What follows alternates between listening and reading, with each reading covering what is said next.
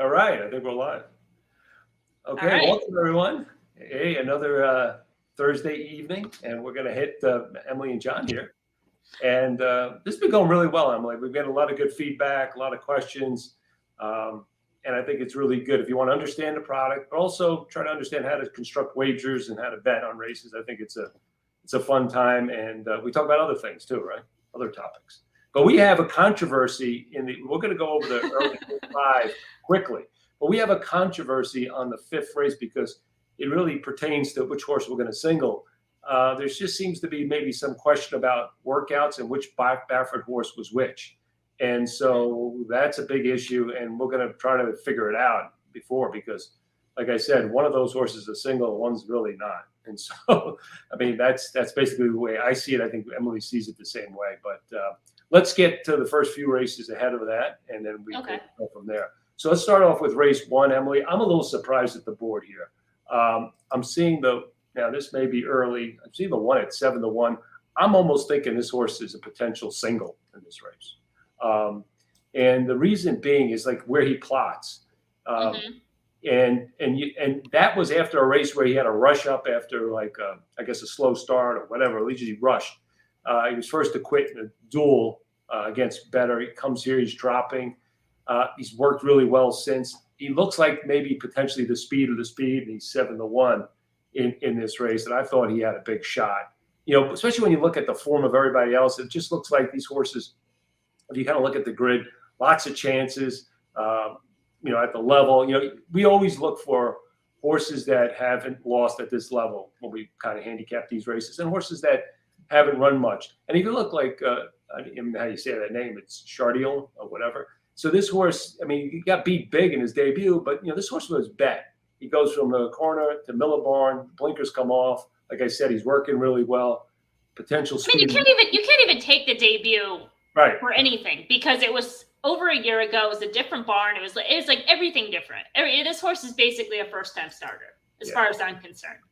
And you just look at these other horses. They've had so many chances. I guess the 4 right now is currently a favorite. I don't like this horse because I'm concerned that he's already lost 3 times at this level. No keep. I don't think he's going to outrun the 1 early, so that's going to put him in a bind. Some of the others I just kind of gave a look at just because, again, for the same reason, for the lack of racing. You know, the 8. He ran okay numbers-wise in debut. Any kind of upside or even stay the same. He looks competitive here. That's how bad his field is. Same thing with the 9. That was on turf, but still, and then the 11, I guess, is that the Baffert horse? No, 8 is ex-Baffert horse. It's an ex-Baffert horse. 8 was 11 is the ex-Baffert horse. Okay. Yeah. Okay. Both of them. Okay. Oh, one's still Baffert. Okay. So I mean, so the way. But the horse I think that you're maybe missing is the 5. 5. Okay. Because I think that was the horse that was like stiffed at Arizona Downs. Oh yeah.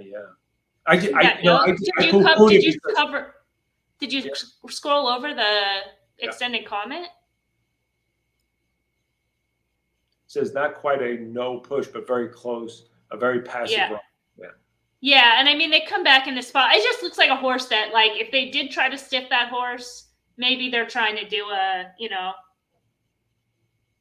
Okay. I buy that. In this kind of race, I buy that. So what I was thinking, this is what I was thinking. I was thinking I was going to kind of single, but key this horse 1 in, 1 ticket. I'll show you the other horse I'm going to key in another. And then I would include your 5 now based on what you told me. But then 5, 8, 9, 11 would be my backups. So I'll show you at the end of this, what the tickets look like. But that's my approach. Does that make sense? Yeah. Makes sense to me. Yeah. Race 2. Okay. Race 2. Let's see. What was my thought? Oh, okay. This is the race you did. Let's pull it up. You did it in Focus, right? Yeah. That I have it right there, and I moved it. Okay. So this is a race, and the race for plot users. Let's go to the plot because I think it's important because you're calling this an extreme pace, right, Emily? And you want to walk us through it? Why you say extreme pace? Yeah, I'll try to go quick. I mean, we've got five of the 7 are EP types. You've got a lot of horses that are over the par line, a lot of horses that have won like on or near the lead, and it just seems like there's contention going on, and you have a lot of those horses that are big circles, not a lot of finish. And as far as the two being the one square, so you look at that horse and say that horse has a pace advantage. And it might be so, but there's also reasons to be a little bit questionable because it is a horse that's been able to finish against lesser. Form cycle could be a little bit questionable. There's just things that kind of make me a little bit more skeptical on the 2, just with this extreme pace scenario. The 6, I don't think it was one I fully trusted as a closer, so it kind of looks like it sets up for the 7. Yeah. And maybe even the 3 a little bit. I want to say, was it the 3? Was that the other horse or no? I don't like the 3. But... No. I think it was I think I pretty much was strong on the 7. Yeah. So I'm gonna let's just pull what you had up here. So you had your top choice is the 7 and the 1, kind of at the same odds. I agree. I think it's the 1. The 1. That was the 1. That was the other. It was a pattern. When I used to keep workout information from when we used to have the OptixEQ. This horse is kind of repeating a pattern. Los Al he ran an okay race, and then he got a B+ work, and I think it was Los Al before the Los Al race, big B+ work, and then he won as best of speed in that race. So I'm just thinking, he's kind of looks like he's duplicating that. He's got some extreme workouts there. So I'm thinking maybe he's a potential speed of the speed in this race. So I'm just going to go 1-7 in this race and just leave it at that. Okay. Race 3. I was spreading in this race, Emily. I have no clue. I think the only horses I eliminated were the 6 and 7 scratch. So I just went deep in here. I just didn't have a strong opinion. And unless you have some insights into this race, that's no. I thought there was a lot of information that I thought was like missing. Oh no, let me see. Yeah, there was a lot of information that I thought was kind of missing, and I have the wrong fucking thing pulled up in this race. That I wanted to give a little bit of a look to the 8. I think the 9 makes sense. Yeah, I think it's a race to spread. Yeah, spread for sure. And I'll go quickly through those when I kind of come to the way I'm playing it. The 4th race, this is a very interesting race. I thought it was a good race. Did you have any kind of strong opinion in this race, Emily? Looks like another race. No, this was a race where I was like 1-4. I was 1-4-3, and then I included the 9. Yeah. So the way I play this race, when I said I wanted to key the 1 race, the 1 horse in the first race, my key in this race, and I'm going to back up with others, is the number 4. And just the reason being is this horse is getting back to dirt, and I think that's what this horse wants. He's always run pretty well in dirt. He's the only horse. He's kind of dropping, and I just think the switch back to dirt, dropping, and I think I like Ellis, and I don't know if it looks like a kind of a positive rider change to me. Back to a rider that he's run with before, a little bit higher percentage. I just like this horse because I think his numbers look really good when he dirts. And so I just think getting back to preferred service, I was going to kind of key him in that race. And then I'm backing up with some of the others you talked about, and I'll show everyone when we get to it. And then in the 5th race was kind of this is the controversial race. Look, either Sam Malone or More Tequila, in my opinion, is the winner of the race. If I could figure out who's on the workout screen. So do we have time to pull it up? I mean, we got 6 minutes. So here's the thing: if you pull up more what's this fucking horse? More Spirit, more Tequila. More Tequila. Yeah. If you pull that one up on the workout, he's working with another horse, which is a chestnut, right? So you can get a look. So you can get a look at him from a physical standpoint. He's wearing blinkers, doesn't have any markings. You can even look at his body. This is whatever to be. I don't even know if I looked at this because I only looked at the video. But so then I matched markings in the works that they're together. And Sam Malone doesn't have blinkers. He has a small star on his head.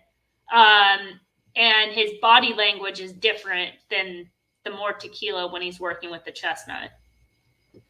Yeah. So I mean, if they want to say it's flip flop, then they flip. Then they gotta work. Then Sam Malone is working with a chestnut on a completely other day. So the people that have told us, these private clockers, say that the XPD and the kind of the workout report of the clockers got it wrong, and these horses switch. A big difference. So one of these horses is a single, the other one isn't. Sorry, I couldn't give you more information on that one. I'm giving you the information is on the video.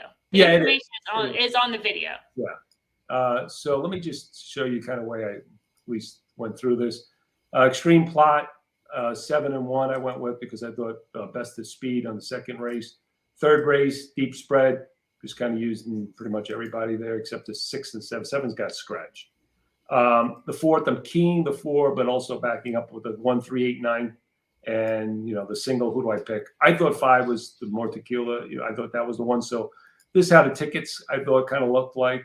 Let me pull this up. Ticket 1 would be with the 1, 1, 7, the spread, and then the 5, if that's the key horse.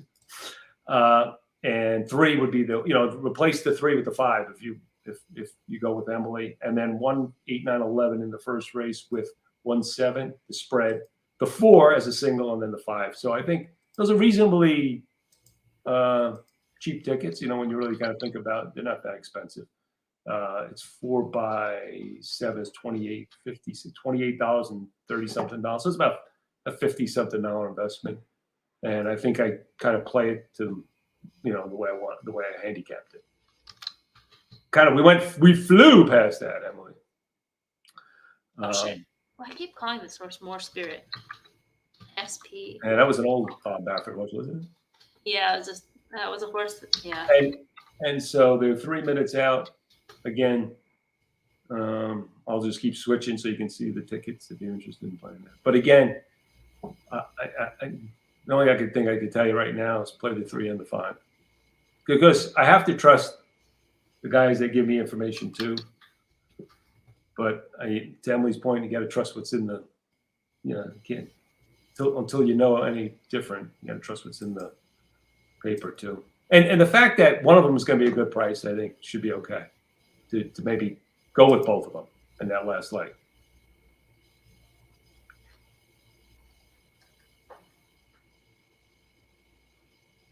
Okay. Okay, the 1's all the way down to 9-2 now, Emily, which is. I could see that horse going 5-2, to be honest with you. And I wouldn't be surprised in the first race.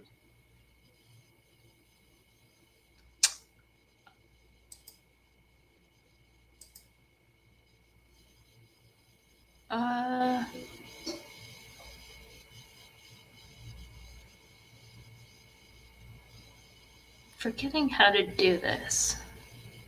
So we got some comments out there. Well, thank you. Question. Let's see what we got here. Question from a new user. Why wouldn't the 4 and 7 maybe 2 be playable? There are big squares right behind a big circle. Is this race 1 you're talking about, I guess? Let me see.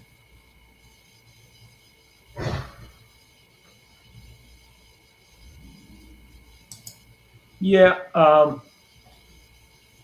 First of all, good question. The 4 is not pretty much he's proven that he can't kind of press and win. So that's my concern with that horse, but reasonable to come up with that. And the 7, there's a little circle on surface and distance, and he's coming off a 249-day layoff. So I'm not quite sure based on where that horse is at in his form cycle. So, but yeah, good question. Understand it. Yeah, okay, Del Mar race 1. Thanks, Ron. I hope I answered your question. The other thing is like the plot is kind of past form. It's got I'm just doing a little bit more projection here. And wait, why am I hearing sound? Do you have your volume on? Yeah, you don't hear me? No, I'm hearing like Zoe Cadman. It's me. Never mind, sorry. One of my tabs. Sorry. Got really distracted there. I'm trying to look up the markings of this horse. So I mean, can it tell doubles the you. price of the ticket, but I mean, it's only, well, it depends on your budget. It's only going to be about $56. So play 3 and 5 and late in late 5.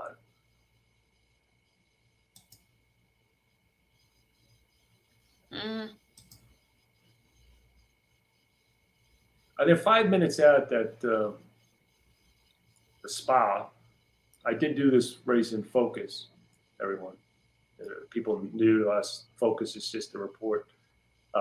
It's more than that. We give fair odds lines pretty good. I'm kind of leaning on the 5 Warrior Johnny. He's my prime bet. I have him at 5-2. He's currently 7-2. But there's other contenders in here. 1, 2, 3, 4, all have a chance. I just thought price wise, that one looked good. Right now, the 1 is 6-1, so he's a little bit over my fair value. So I mean, the value horses in this race would be 5 and 1 for me, but 5 is kind of my prime play because I've got him at 5-2. So he would be, for him, it may be some exactas, 5 over 1 and 2 might be an option, or 3, 5 over 1, 2. Yeah, you got to look at the prices, but that's race 8, Saratoga. And if we look at the plot.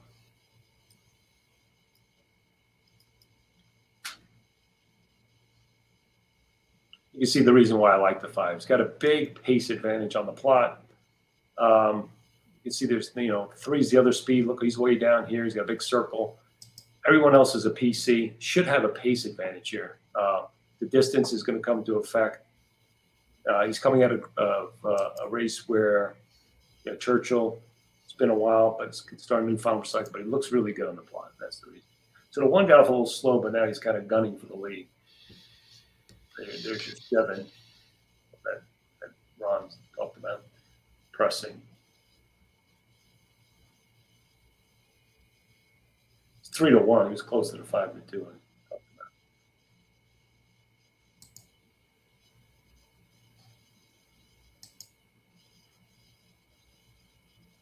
I think the 1 just put away the 7.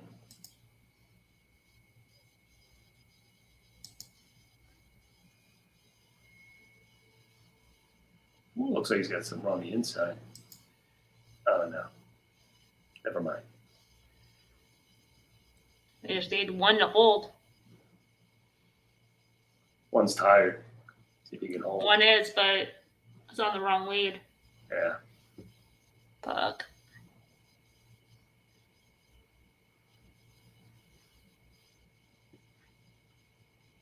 Yeah, the 9. It's a right idea, but just Yeah, horse. No horse. Well, he got off a little bit. Yeah, he's no horse either. Yeah. He's no horse. So the 5 at Saratoga.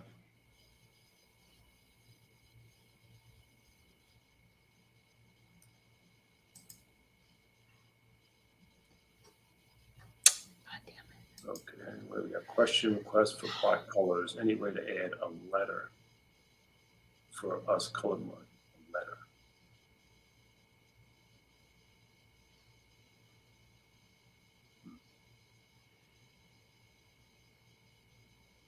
The colors don't matter. I mean, if you see the numbers, I mean, the colors is just the saddlecloth numbers. Is that what you're talking about?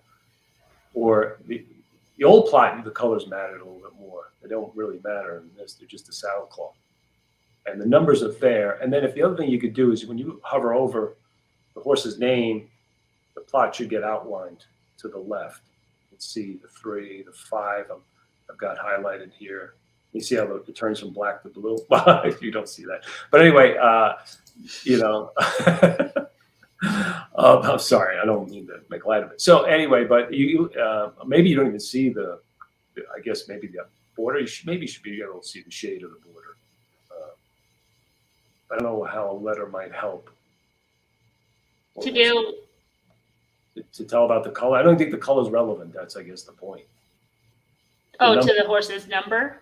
Yeah, the number is the most relevant. The color is just a saddlecloth color. Mm.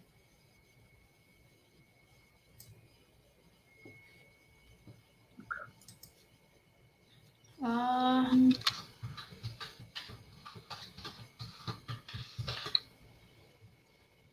Up above that. Okay. So you're talking about The V bars are.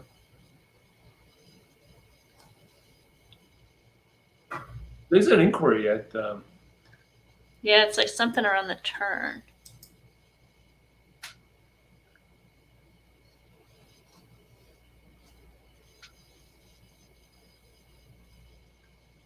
The only thing about this 5, I don't know if he's like a.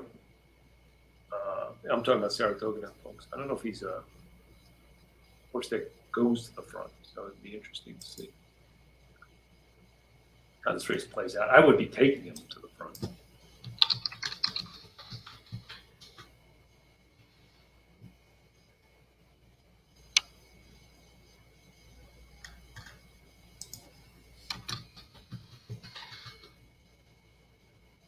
He didn't make the lead. Pressing.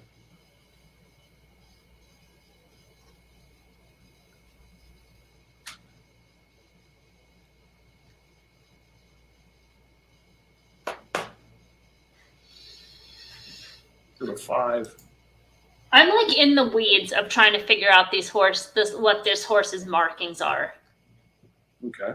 Sorry, so that's why I'm quiet. Yeah, don't worry about it. Don't even worry about it. Get engaged. Well, I can't. I mean, now I'm like obsessed. Like I can't not.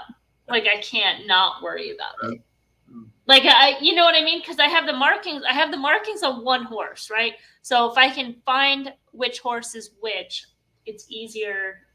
Then it's a no. Then it's done. This is much more. Yeah, this is much more pace in this race than I envisioned.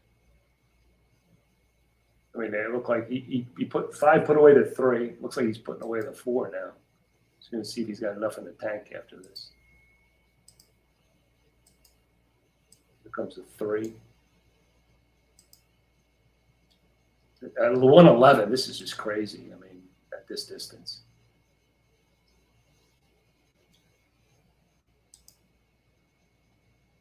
Wow. Oh, wow. Wow. This horse is running off the screen. Here comes the 1 for us, exacta, baby. Here we go. We're on the board. Nice. Wow, that was an impressive race. Wow. 148 and change for a mile and 1/8. That's pretty good for this level, isn't it? OPS April 2022. Okay, so plot. I think Ron's referring to the plot fit red to green. Okay.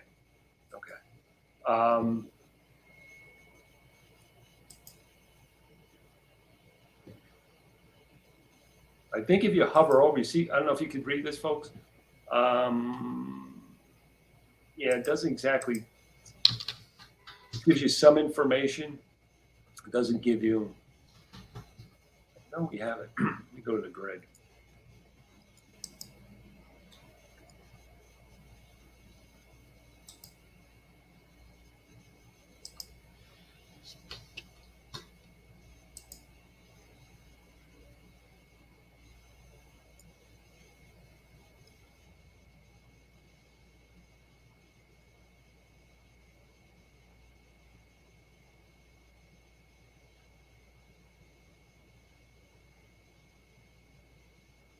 Yeah, we don't put the actual color in there, though we did. Yeah, it's hard to see, but there's actually numbers next to these, and that like 0.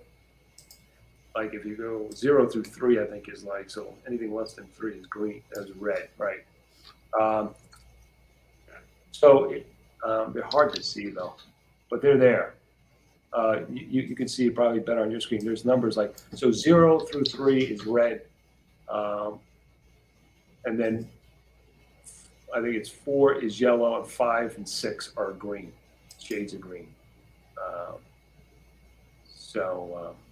Yeah, I don't know if that helps. All right, maybe we need just to put the word green there, I guess. All right, we'll look into that. No promises quickly on that one, but boom. Okay. All right. Nicely done at Saratoga. Yes, Jeff. Thank you. Yee-hee. Okay, so did they make it official at Del Mar? Okay, we're still alive though, Emily, and our backup. We need the 4 now, and in the next leg. You got information for us, Emily? I'm looking at this horse, but now I can't fucking see if it is the right.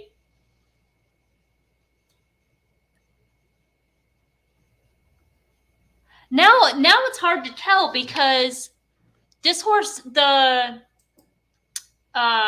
Sam Malone horse, does have a star, but it's a bigger star than what it looks like on video. But that's also hard to tell because the photo that I'm looking at for this horse is when it was like a yearling, and so you never know. I feel like we're trying to solve the Kennedy assassination here. Yeah, I can't get to like the database that I could normally like look horses up. See, that was, let me just go back to talk about extremes. That also was a pace extreme in Saratoga that we identified. I just never, that 5 got pushed to those early fraction and just crunched that field. Yeah, I would go back to look at that race and see if that's maybe a potential key race that he comes out of Churchill. So, but okay, we won that one. Let's move on. Did they put the exact price up yet? Pretty good. Okay, I'm gonna cross that off. Cross that off. I'm gonna go to Saratoga. I did this race also in Focus, and again, if you want, I gotta click Focus. If you want the Focus report, we do it every day. Just several races. It's part of the silver plan. You get it for free if you purchase a silver plan. So this race, I thought was a spread race, and I was against the 6, which looks like going to be the morning line favorite. I was tossing the 8. So take a look. We'll take a look at the odds when they come up and compare them. But I thought the 1 had a little bit of a shot at a big price, just to maybe get him in exotics, just because it's kind of got a pretty clean form, got a big square. Let's look at the plot. Race 9, you can see plots pretty well. There looks to be, even though there's not much on the way of speed in this race in terms of the horses, it looks like the pace should be good. And set it up for him. So it's a big price, but it's a race I would go deep. And again, I'm kind of negative on the 8 and 6 in this race. And then the rest, you can kind of look at the price and compare it. And that's why we give you the Optix odds for these races, so you can compare the line. This is versus the morning line. You can see the 1 and 7 look okay, but it's not the morning line, right? But we want to compare against. So, okay. So we go to Del Mar race 2. Let's go back to race 2. This is the one Emily did in Focus. This was one of the races where we thought there was a potential pace meltdown. Let's just if you look at, let me just pull up the plot for this race. If you look at the plot for this race, you can see there's all these run styles, a bunch of EP horses. Contention looks pretty good. And then the 7 looks like kind of a horse that can close out of there. The 6, you can see, even though he kind of looks similar in terms of a quadrant 4 square, he's a horse that likes to be a little bit closer. He's not really a real closer, and that's kind of the reason 7 over the 6. If they were both there and they're both squares, even the size difference wouldn't matter as much to me as just the run style. So you want really when you got a horse in quadrant 4, you want a horse that really has been proven as a closer, and that's the 7. The 1 I thought was a little bit interesting. Let me show you why. Go to the 1. There's a race way back here. I guess the LRC race. This horse ran a winning effort. Was it this one? No, it was this Ella. It was way back. This horse came off a layoff, similar layoff to yesterday. I thought it was kind of a repeat pattern. Had a huge work. I had it in my old database there. Came off a huge work and was best of speed despite being wide. So this is a horse that has shown that he can take pressure and still potentially win a race. He's going to get pressure this race.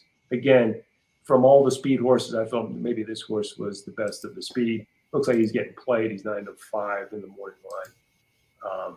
So in our pick 5 to these 2 horses. So 7 looks like a little bit better price, but there's not a ton of value based on Emily's line. She had them both at 3-1, so not a ton of value in this race. So maybe not a race you want to get involved vertically, but if you're playing to pick 4, you want to move on, maybe 1 and 7 are the 2 you look at. Okay. Anything more for us, Emily? No. Okay. Inside speed has been very okay. So we got Ron and Jeff engaging nicely. Inside speed has been very good at Saratoga today. Early race. Okay. Good. Yeah. Well, that's. I didn't know. I guess I didn't notice it that much. And then I noticed anything. So Jeff agrees with you, Ron. So I guess you guys agree with that.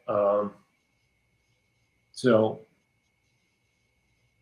I think I've covered the next 2 races coming up. And let's see what else I have out here. Let me go to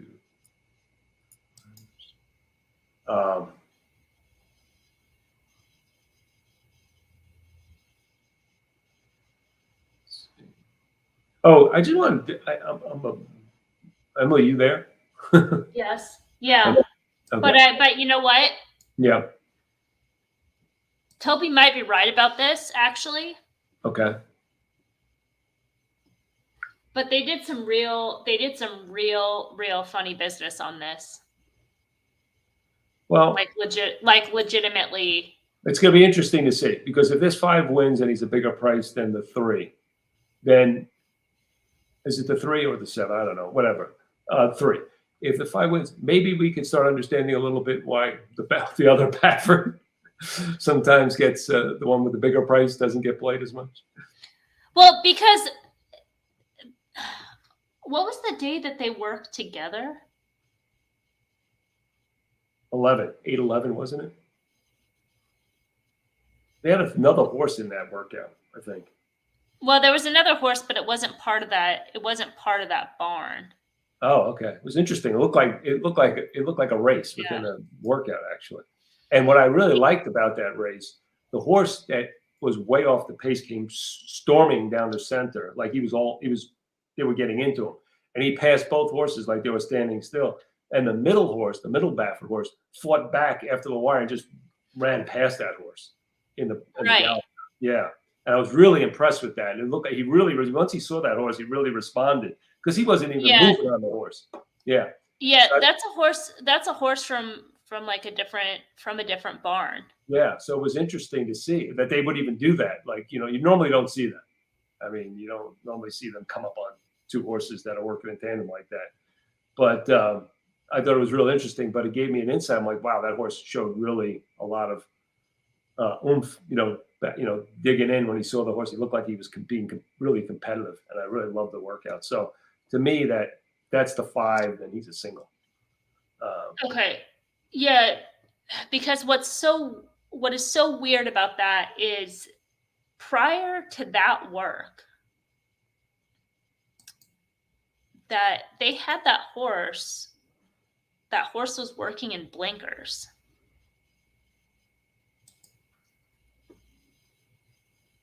So that's what threw me off.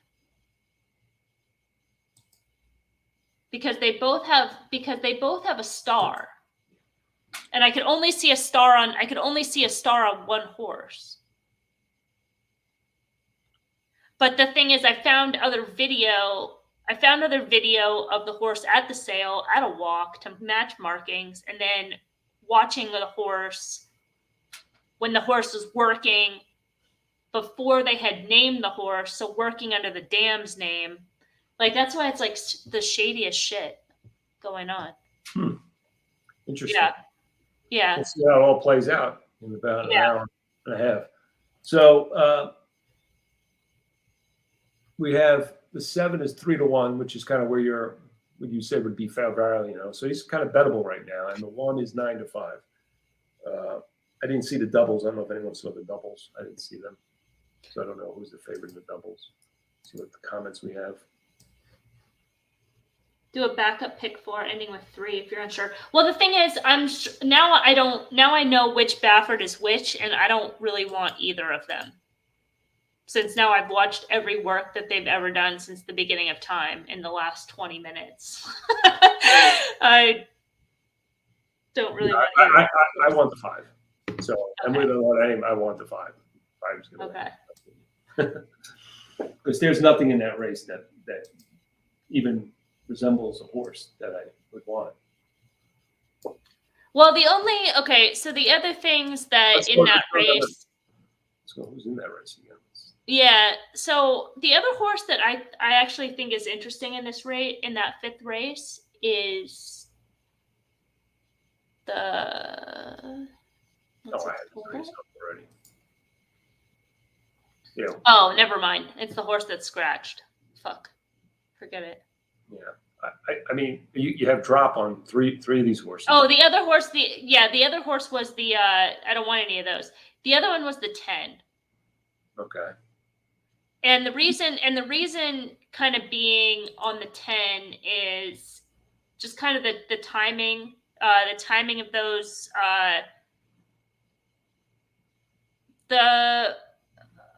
where did the timing of the races? The race.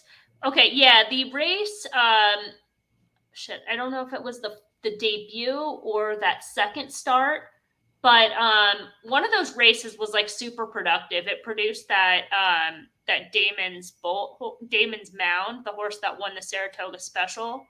Okay.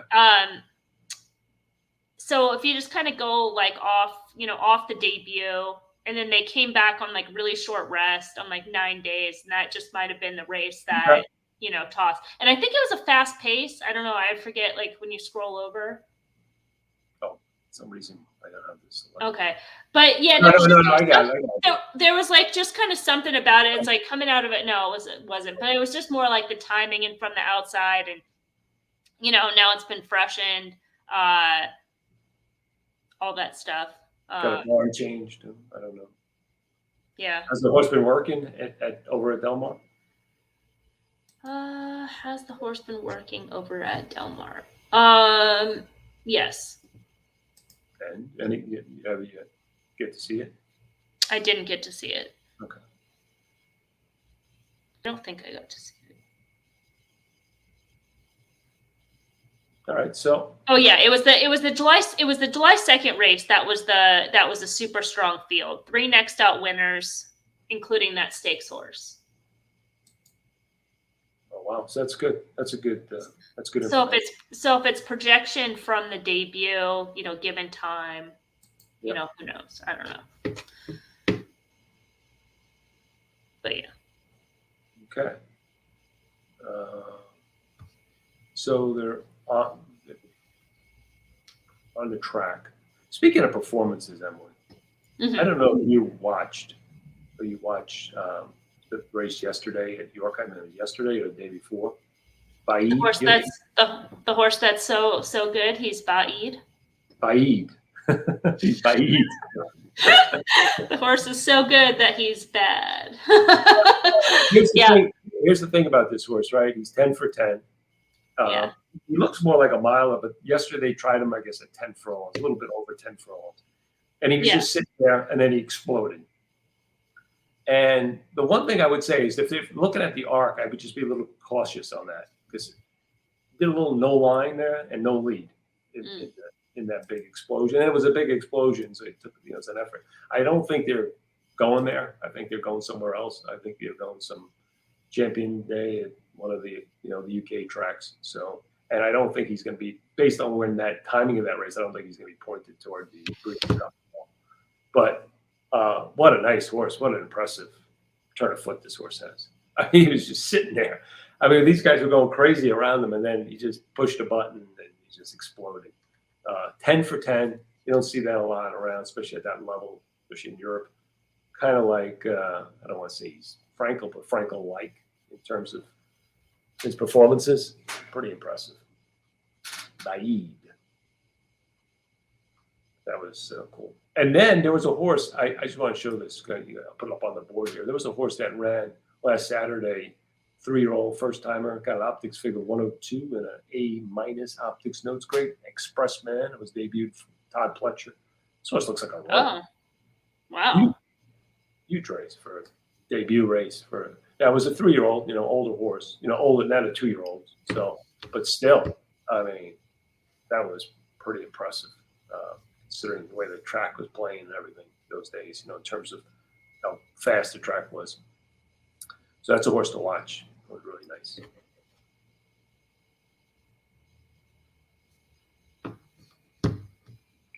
All right. So if you plan to pick 4, okay, let me bring that pick 5 ticket back up. I play it just like this. I play it just. I should play it just like I had the other one. I mean, that's me. All right. Emily might include the 10 in that last leg, but I probably play it like this. Yeah, I'm still. I don't know I don't know who's what in that race. Even still, I feel like it's probably that. But watching it now. Like I said, I've watched all the work. Going back to the sales video, that horse, even if it is the more tequila horse, that horse didn't even sell at the sale for 130. It was like a no sale. I don't know. Yeah, you want me to tell you? You want me to tell you the Sunday Silence story, or the Seattle Sluice story? Well, the thing is, I mean, I'm not saying that that's not possible, but for Baffert, you know what I mean? Who's like, some of his best horses were his cheapest horses, right? I mean, early on, right? I mean, yes, but I mean, I'm recency, yeah. Yeah. But it is a maiden, it's a maiden claiming race, essentially. Even though they're 150,000, yeah, it's not. They come up as like 50,000, maybe. Those horse. This is basically like it's a maiden 50 that people don't want to sell their horse for 50,000. Is the quality of this race? I'm just based on the word. I'm just looking at that horse competitiveness. That's what because it looks like the horses that run can't run. Maybe you're 10. Yeah, I give you that on the 10. But the others can't run. The other firsters don't look. And if the other firster, the other Baffert is the horse that we think about, then he's going to get demolished by the other one, whoever the other one is. Right. Whoever it is. Exactly. Right. So that's kind of doesn't leave many options there. Let's see comments. Single Warrior Johnny. Happy Thursday. Oh, yeah. Happy Thursday to you too. Good for you. Good job. That was an impressive performance. I just got text. I never get text like that from Donald just commenting on that performance of that horse. He goes, "Is the track playing that way?" I'm like, someone says playing the speed, but I mean, that's just a fast time. The track hasn't been playing that fast this whole meet in terms of times. So that just looked exceptional for that level. But, again, I didn't study all the times today. I was just kind of busy, but it looked a little bit unusual.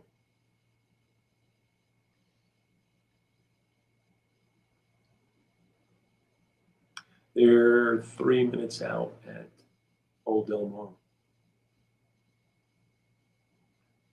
So that 7-2 coming up in this race, Emily, is Maldonado Hess. Yeah. Usually a pretty good combination too. But Maldonado's more, I would say, would you agree, more kind of a forward rider, likes the. I feel like that's what I feel like that's what he's known for. Yeah. Typically, but I think also there's two different ways where if it just comes into a tent and they're like, this is the guy we're comfortable with, this is our live rider here. I mean, this would be the worst time to change this horse's running style. Oh no, yeah, you don't. I mean, I did see it. There was a Maldonado Hess, but they did change the running style and it took the horse out of the race. And the horse is actually coming back on Saturday and it was claimed, but yeah, I mean, this would be just a bad time for them to do that because this race should set up very nicely for this 7.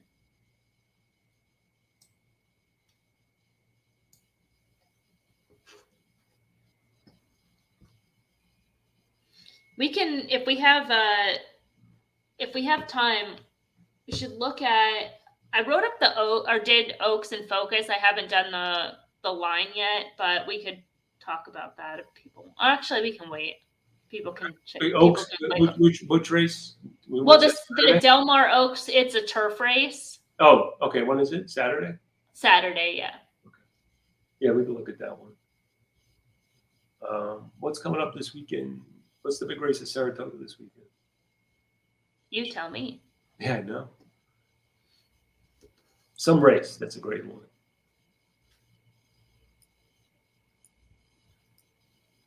Well, there's also at Woodbine is Queen's Plate on Sunday. Oh yeah, that's what I'm going to ask you about the Queen's Plate. The Alabama. Oh, okay. It shouldn't be too competitive, I don't think. Let's see who's in it. I say, what is it? 3 horses. Yeah. Oh no. I mean, if Fletcher's horse is in it, yeah. Look at Ness. Yeah. Oh God. Yeah. So. I mean, yeah. God. Scratch Cat? That doesn't seem right. It looks like the 2 could maybe, but the other Pletcher, no. Well, Ness stands out. I mean, actually, maybe the 5. I don't know. I think what you're trying to do there is try to play against Secret Oath for second. That would be the strategy. 100%. Yeah, I mean, I wasn't even looking at names. I was just kind of looking at shapes. Like, okay, they're all above the par line. Yeah. Maybe if she's taking pressure, but I mean, that's clearly the horse to beat. Yeah. 7 would look like the second longest shot in the field behind the 6. Yeah. Yeah. So I mean, you play around. You just take a look at those other 3 and figure out why does Secret Oath look so bad on the plot? Oh, she has an excuse to back. Is that why? Yeah, but she has a move, Emily. She has this move, and she runs good middle fractions, and she flattens out. That's kind of what she does, and that doesn't surprise me at all, that plot, because that's what she does, and she flattened out again last time. She made that big move, to run at Nest and just got, end of story. So she has a good second call, that 6 furlong where she makes her move, and then she can't sustain it, and the distance ain't going to help her going 10 furlongs now. No way. No. She's clearly a horse I want to be betting against in the exotics. They're in the gate at Del Mar, the old Del Mar. They're about to get. It's like everybody go. 7, just kind of tuck back, bide your time. There you go. Save some ground. Don't get too far back. Yeah. Hopefully they're going fast up front. At least that's kind of the kind of trip you want out of them right now. Yeah. Not too clear these. Yeah. One's gonna. I'm surprised the 2 actually didn't take more money. 22. What is he doing? Why is he moving so early here? But it was the right move, I guess. But I hope it doesn't take some steam out of him. That's one move already. At least they're inside. Yeah. Well, I mean, that's what he probably did. He just didn't want to lose position. Yeah. Yeah. They're going at a pretty good clip. Well, he's got to kind of move again, now. Otherwise, this race is the one.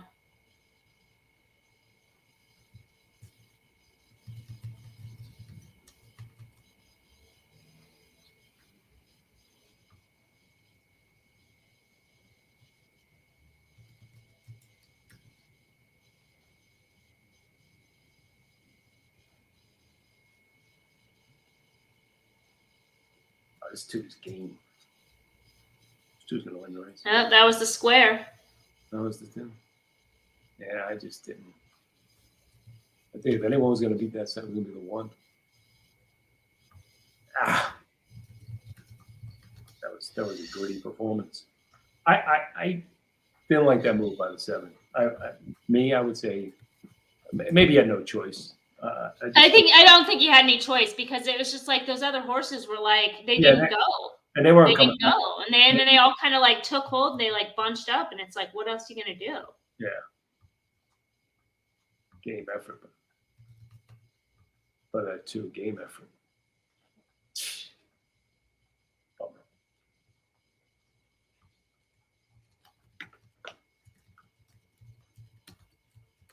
Well, there you go.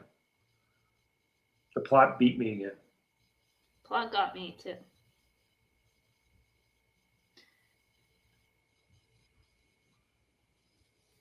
No way that one should lose that race with that trip. When he's outside like that.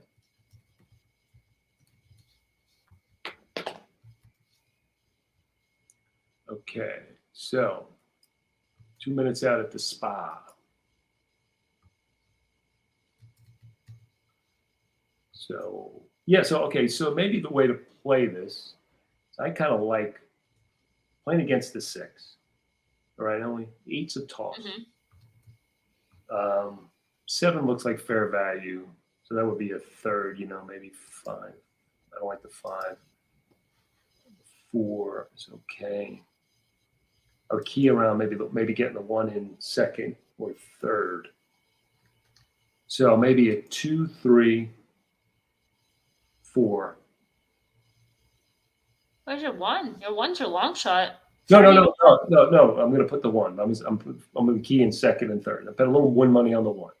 I'm going to go 2, 3, 4 with 1, with 2, 3, 4, 5, 7. I'm going to write this down so we can play around. So I'm going to bet. No 6, no 8. No 6, no 8. Right. 1. So 1 2,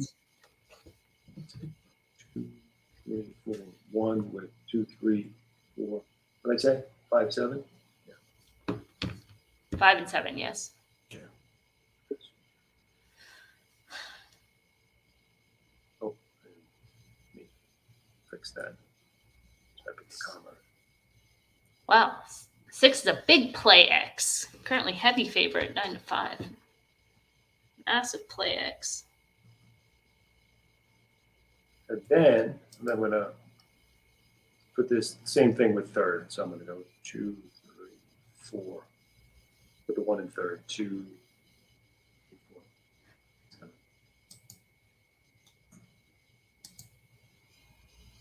And so that's the other one. That makes sense? Okay. Then a little win money on the 1. Yeah, that's my plan. Taking a shot. You gotta. You know what the old saying is? I don't know it's an old saying. I'm going to make it up now. You can't be afraid to fail.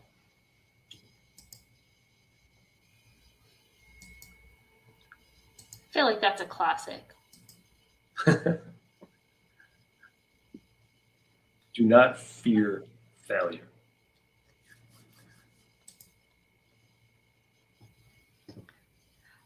Okay, so one of these comments says, Ron Eastman, some people think the 3 gerrymander, but the plot says no in the Alabama.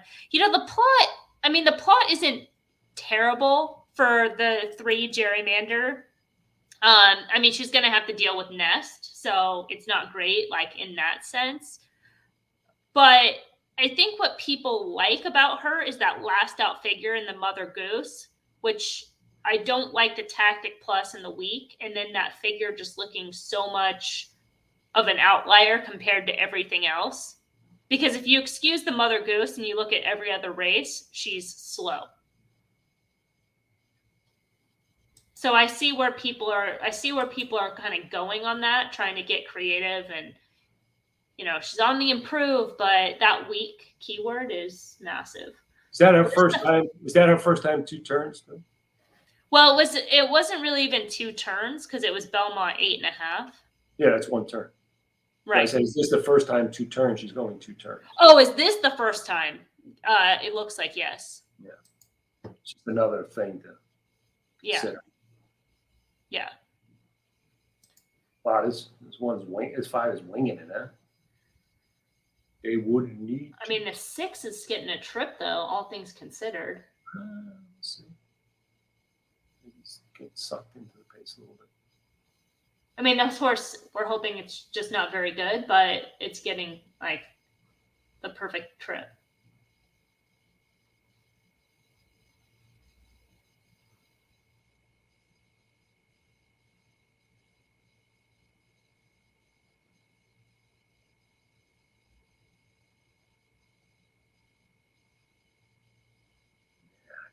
Thank you. No, this is one's gonna win. Yeah. Yeah. Think he's gonna win, Emily? Think that's a good long shot? I think so. A great long shot. I think so.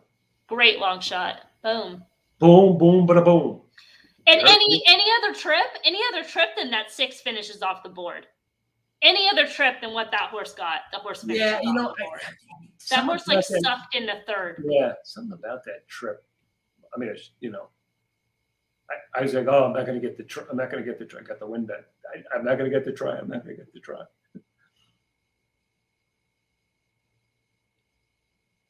Because the 4 almost pips this horse. 4 is just kind of grindy, but boom, longest shot on the board. Oh, that's a pop. And you have it at value at 8. Yeah. Let's put that up there because I want. Well, you're in control of the screen, my friend. I know. You put it up there. Look at that long shot. Why did I like this horse? Okay, so he's a little bit below average in class, but he's run fast enough to compete. These are important little lines. Large square, we talked about that. Big close on Golden Ticket. Proven at today's surface and distance, and he had a clean form. Like what we mean by clean form is no red keywords, only green or black. It's kind of a nice horse. Double-digit odds runner with a good chance to outrun odds. Yeah, that is odds. That's for sure. And Jose Gomez, with I think one of his first turf wins at Saratoga, maybe. He struggled on the turf there, but that race set up. He got the run, and he came flying late. Let's look at the plot on that race. Oh, great plot too. Jeez. Yeah. Look at the 1. I mean, the 1 and 4 had good plots. So that's why I look at the 6 plot. It's kind of like No, I mean, honestly, like who's on the 6? Lascano. Gave that horse every chance. I mean, really gave that horse, Well, the other thing, I mean, it just is like the horse is no good. I mean, that was like your analysis was perfect, like absolutely perfect. That horse is a total play axe, was absolutely a bad favorite, and the 5 separating. Like, what the hell was that 5 doing out there? You ding dong. I think that's the only chance they had. They probably just thought, well, we'll just send. That was right. I mean, but speed's good for one race or whatever. Like just send. Yeah. They're crazy. But I mean, that's anyways. Yeah. I just think people when they get to these meets because there's a lot of pressure, these are high profile. I think people overthink these meets. Not the play. I'm not even talking about the play. I'm talking about the connections too. They overthink these. Of course. Things. Yeah. Well, and they get like sucked into all the chatter, like at Del Mar when everyone's like, "Oh, the outside's so good at Del Mar. You gotta be outside," And it's just like, you guys, first of all, no, and like they just start buying into that, and then there's like so much talk about it, and it trickles down, and all that stuff. Got off the 1 because the Monmouth form needed to trust the plot, plus also like the board. I mean. The horse is 33 to 1. Let's say the Monmouth form doesn't translate. You're like, oh, I took a shot at a horse at 33 to 1. It didn't work out. You know what I mean? You can justify the odds, right or wrong. I mean, that kind of odds. You got like that. That's the point, Emily. We talked to people a lot about this. We had to do it ourselves too. Is you got to trust it. I mean, it doesn't mean you're going to win every time, but you have to trust it. You have to realize over time. It's the best. It's going to be better for you if you just kind of trust the information that's there. So, yeah. Gabriel, race 2 at Del Mar was 2174. 2174 was your top 4.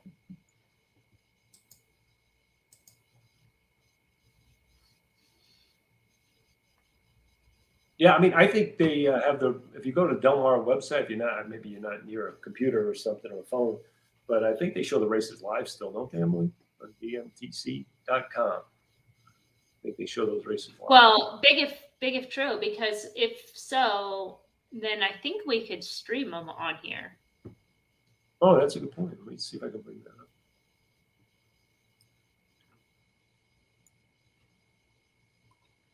Hopefully we don't get, YouTube axed, but...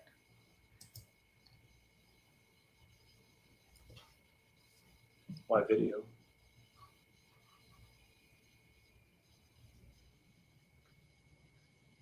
Oh, that's Okay. Let's get into the danger zone. Roberts is gonna drop the hammer on us. Okay, so you need RTN. Okay. Yeah. That would be awesome though. If they had if they have a live stream on YouTube, they used they had it on their website. Yeah, they should for all. I mean, I know. It's stupid. What are you hiding your product for? I don't understand.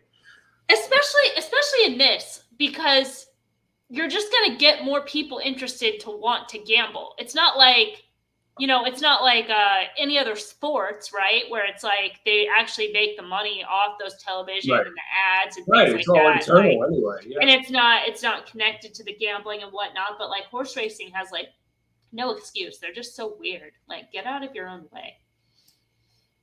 Oh, I got maybe we got a little time here for the next race. Okay. I wanted to share something with you. That was interesting. It's really nothing, but it just shows you how I relate everything to horse racing.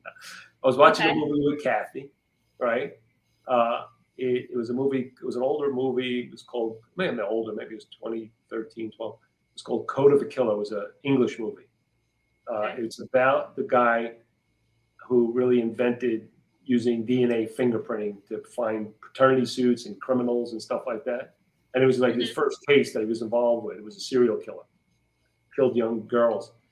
And he did this, he was trying to, it was good in the beginning because he's trying to figure out how it works, right? He's trying to figure out the differences. So he's looking for patterns. And he was using this graph. And I says to Kathy, my wife, I said, this looks just like the old Ragazine sheets, right? and so she pulls it up. Man, it just looks just like the Ragazine sheets because again, what he was trying to do is try to find patterns, like the differences between, DNA, fingerprints, and you're like, who's your mother, father, based on some of the markings. And I just laugh because I'm like, that's really kind of what we do, right? We're looking for patterns, like I talked about in that first race, a repeat pattern on the horse. Things that we've seen before. And I just thought it was funny because it was funny how it looked just like it, because what he did is he had the code for the killer, and then he had code for the suspect because they were testing all these different people, and he would overlay it and see how it would match. And I was like, oh, this is kind of interesting. But anyway, it's like everything's racing now. I saw Ragazine sheets in the Code of a Killer. So Kathy goes, oh, so he must have got it from them. I said, no, he started back in the 60s. So if anything, they got it from him. That's possible. Yeah. He's an interesting character. You ever read his book? Ragazine, Emily? Yes. Yeah, he's a good guy. I mean, rest in peace. Yeah. But New Yorker. Socialist. Yeah, I know. No, I don't even think he was a socialist. He was. Communist. I think he was a communist. Well, okay. We'll go there. Yeah. So other than that, he's a good guy. So anyway, we'll go to the comments. Excuse me. Any more comments here? No, we can't show it. Oh, that was you. Because the video, the Y video, yeah. Yeah, DMTC it is actually. What's DMCA? YMCA? I think that's pretty much I think that's what it's called, right? DMTC. DMTC, T. Thomas Charles. Thoroughbred Club, Del Mar. No. The DMCA is the copyright strike. What is it? DMCA. What does it stand for? Del Mar. I only know California? the acronym. California. California. CA is California. All right. So Digital Millennium Copyright Act. Let's come. Bring it home. Bring it home. Hercules. Oh, all right. Hercules. That's gonna be a nice price. This is a good question. That's gonna be massive, isn't it? Do you want to bring up this question because it's a good one that gets talked about quite a bit? What's first of all, what are we looking at here? Well, let's bring up the race. Okay, the pick 4. What do we So like? bring it up on 168. I'm going to bring up on this, right? Because I was a pass on this race. Okay. He's alive to be 1, 6, and 8, right? My top. Yeah, so 6,400 to the 1, 14,000 to the 6, and then 9,000. I'm kind of rounding because I was writing real quick, but basically like 6,400 to the first one, 14,000. Sorry, the one is 64, 14,000 to the 6, 91 to the 8. Yeah, I would do nothing. I wouldn't either. Yeah, for me, I mean, I think you got the right horses, right? If anybody, I mean, I guess the 7 might be a horse that, I mean, what are you going to do? Maybe I guess you could put a big win bet on that, but then I don't know. But then it's like then the 2 wins or the 3 wins, and it's like. Yeah, but I'm just saying from my assessment of the race, I think for me, maybe the 7 be a horse. Right. But if you're talking from like a hedging standpoint, where if you're truly trying to hedge, then you're trying to get a profit, right? Regardless of the outcome. Exactly. Yeah. You're not trying to, like, if you thought it was the 7, then you should have had the 7. Well, to the 7. But if you want, I mean, if you want to just make a profit, make sure you get. I mean, you could go look at, whatever the remaining horses and do some double dutching. But I mean, to me, I don't know. I don't do that. Yeah, I wouldn't do that. I think this is where you make money. Like you're gonna take it home, or what do you say? Your ticket costs $60. Hopefully you had win money on the 1, or whatever. But yeah, I mean, I just hedging is tough. Like, just in long term. Yeah, I never liked it. Yeah.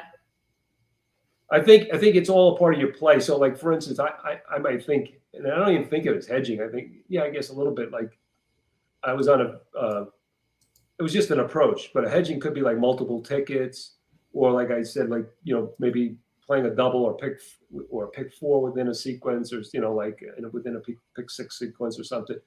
That sometimes I see that, or I might, that's about, I don't know if I would call it hedging or whatever, but I think when you make your play, you think that out and you make your play, and then you kind of go with it. But I guess maybe someone else will weigh in and have some advice for you. Maybe he thinks differently than we do.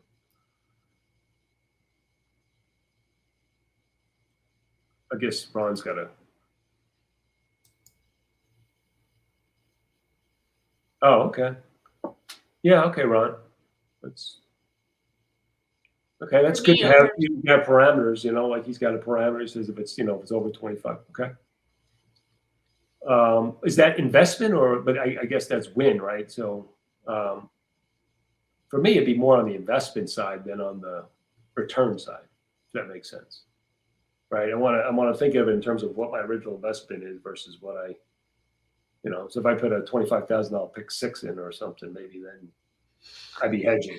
No, you know what I'm saying? You hedge. Yes, I know. Yes. Yeah. Because you're betting. If you're betting like that, some people, like I know guys that bet a lot of money and a lot of, they're trying to grind out a little bit, right? So they may do some hedging within, like I said, in multiple trifectas or pick 4s or whatever you're doing, versus like a hedge would be in a pick 5 here would have been that you had a second ticket where you had the other runners that you thought might have a chance in the last race, right? That would be a hedge.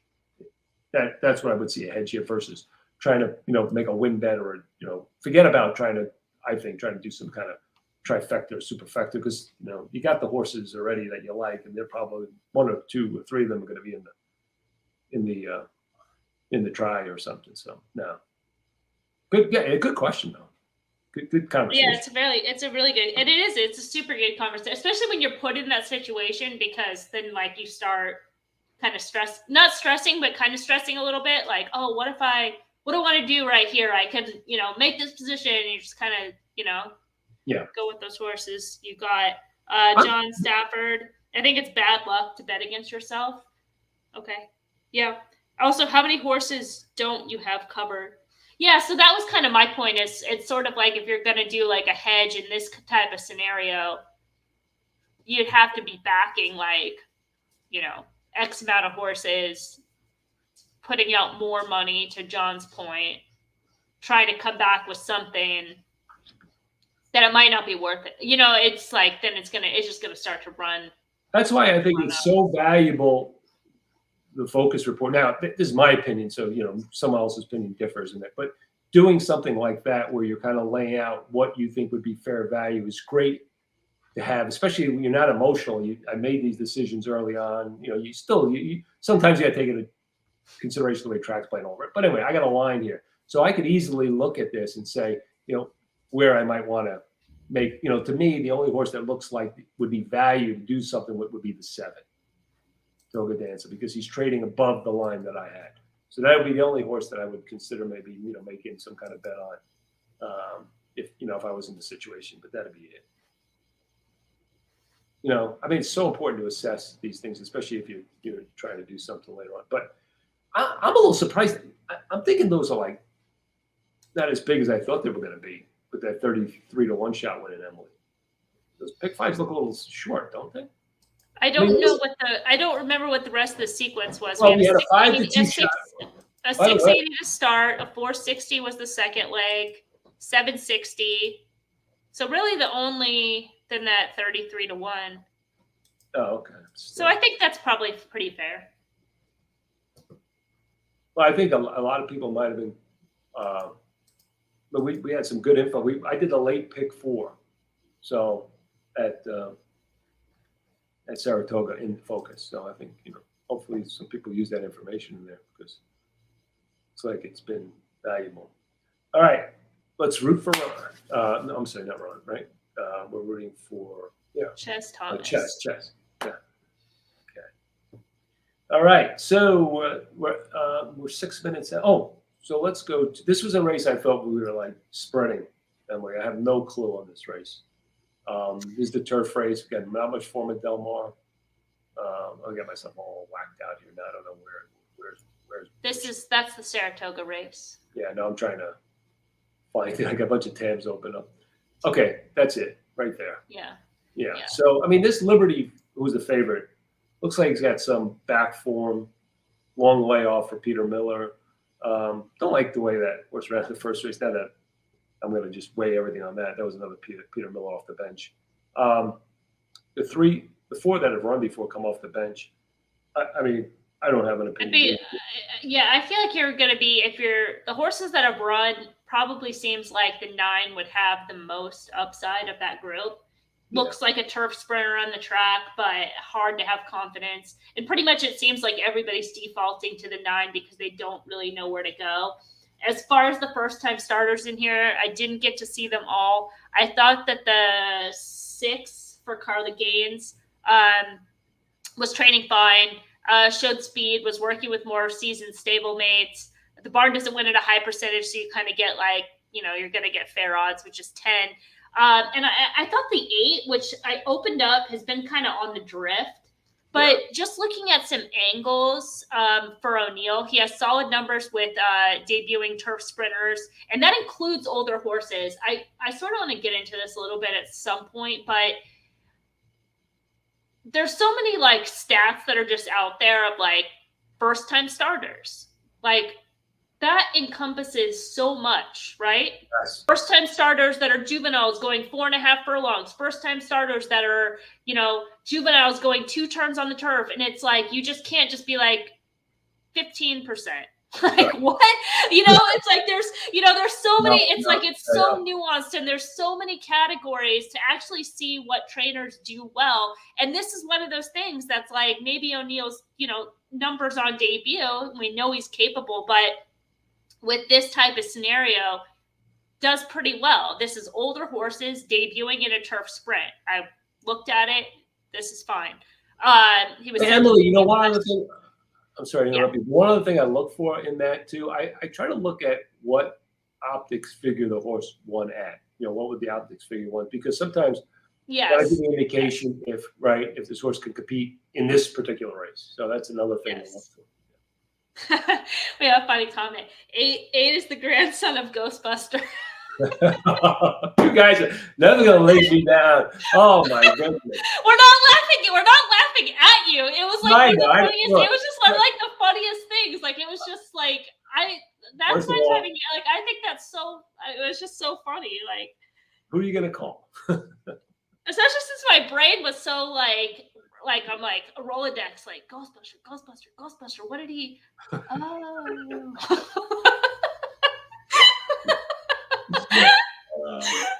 Oh goodness! Oh my! It's like my mother. It started off COVID. Now at least she's got an excuse. She's 90, going to be 93 next month. Started off COVID. Then it was the COVID. Right, everyone does that, right? Old people. And now it's the COVID. I don't know where she goes. What is it? She's added like an extra syllable. I don't know why she COVID. I don't know why she came up. Oh, COVID. COVID, yeah, the COVID. Uh-huh. Okay. Sounds like a horror movie, doesn't it? Yes. Yes. What am I doing here? COVID. Didn't like that. Who are you gonna call? Emily, that movie. Were you even born when that movie came out? You might have been 2 or something, right? 2 or 3 years old when Ghostbusters came out. I mean, are we gonna tell everybody what my age is here? Let's see.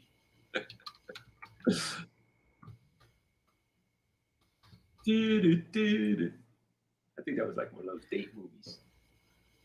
I was when the original one came out, I was 4 years old. Oh, I forgot. Yeah, how was the remake? Did you see the remake? I liked the remake. I know it got a lot of shit because it's like women and like people felt like that was like a threat on like humanity or whatever. But I thought it was funny. I mean, I hate remakes. I hate remakes in general. Like I just don't. But Yeah. For what it was, I thought it was fine. What is the best remake ever made? Oh, get some people out there and see what they think.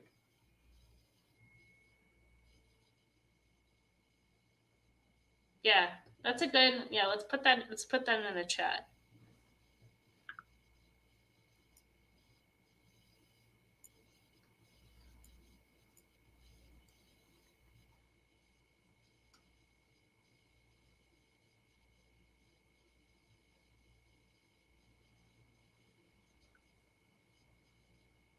Okay, think right. And I'm not talking about sequel, remake of the actual movie. Oh. I would have to say, I mean, I didn't see any of these, but I would have to say the movie's been made enough and it's kind of evolved. A Star is Born, right? So you had the original, then you had another one, then you had the one with Barbra Streisand, and then you had the one with Lady Gaga. So there have been 4 at least. So some people might say some of the later ones were better.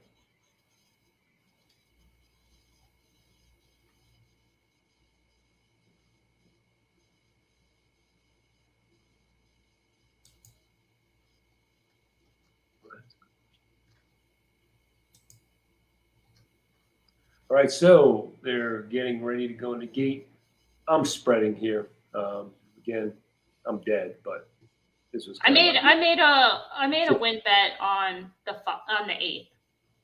Okay, good. Yeah, all right, 15-1. Yeah. Yeah. It's a good bet. Why not? I'm going to bet a cold. I would bet there's my pick 3. I wouldn't use the 9. And I wouldn't use 4. I just use the rest of them. I don't like you like the 6. I don't like the 6. So I would use 1, 2, 3, 5, 8 with 4 with 5. That'd be like what, $6? Try pick 3.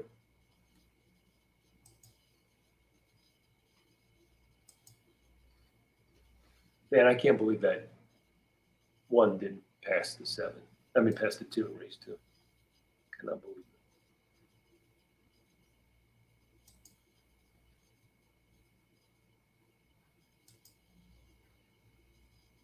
Well, I mean, that remake is a hard question, huh? That is a hard question. You got a couple. Oh, okay. Oh, yeah. I like that one. Scarface. I like that. And True Grit. Yeah, that remake was really good. I don't know though. Was it better than the original? Maybe. It was good though. It was a good remake. Did you ever see True Grit, Emily? I lost Emily. She dropped off the screen there. Okay. Let's go back to letters.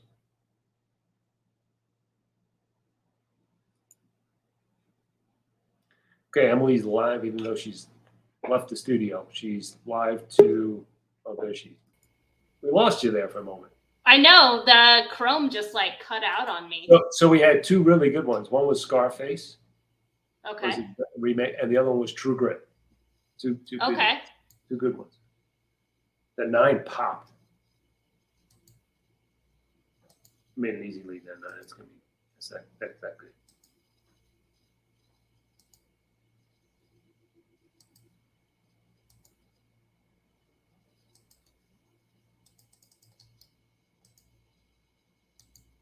Is that almost a little ouchy? Maybe that 9. I feel like everything from that barn has looked a little ouchy.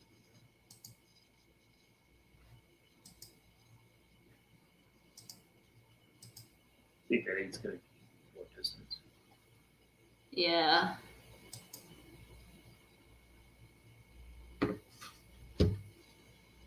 It's going to come back chalky here.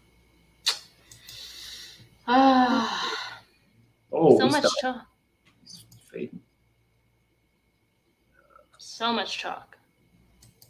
Chalk. All right, well, we're coming up on Saratoga. Our man says he's got some live here. That's a big 5.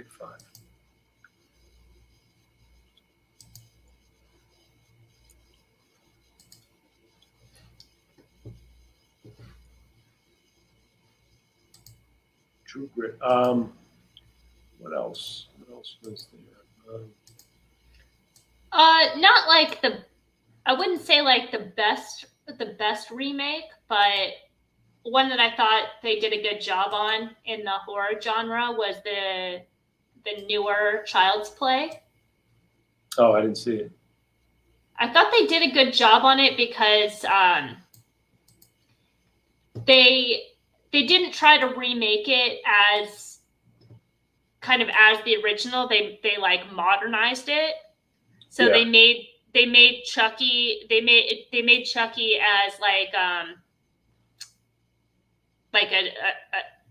a toy you would have now that like you could like update with an app, and it's using like AI type stuff, you know? Oh, really? Cool.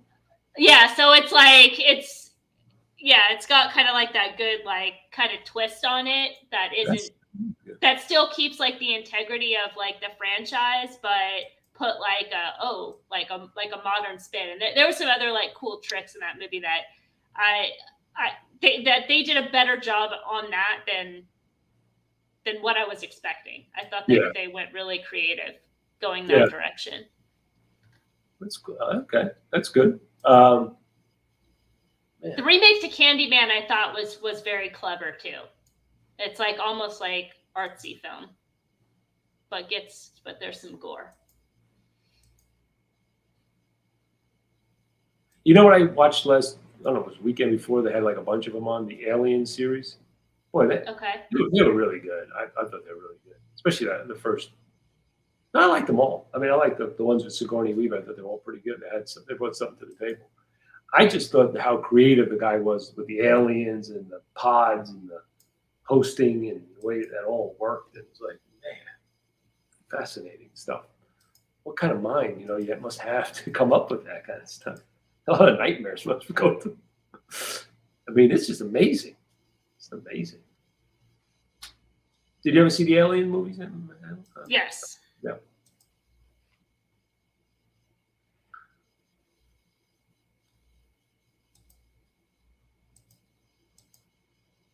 So, yeah, I'm trying to think. I can't even think of anything right now. To think of it.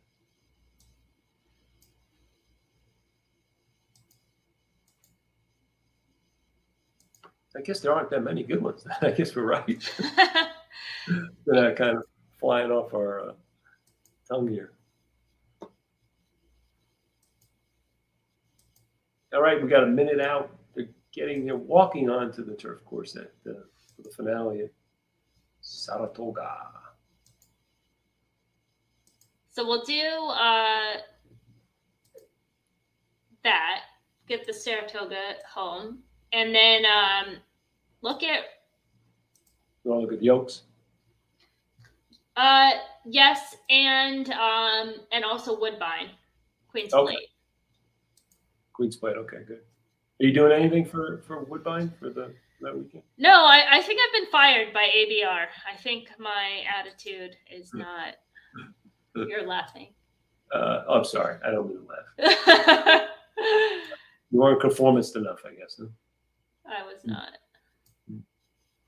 It's just, you know what? I think it's okay. I'm okay with it. I mean, I'd love to do work with them, but for the show that they want to do, I don't think I am the best fit. So right. I think that's okay. Well, you work on our show, so.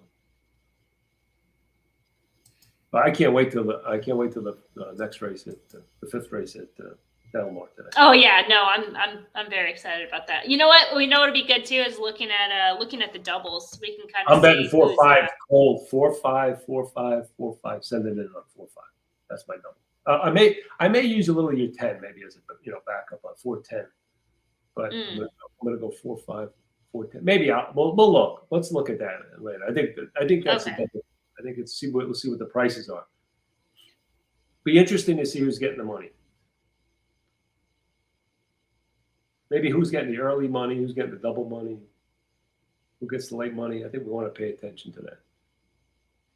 So it looks like the 5. It looks like the 5 is going to be shorter. Yeah. In the doubles. Right. Yeah. That definitely would lead me to believe we're on the right theory there. Yeah. But the 10's taking money as well. 10 is taking sneaky money.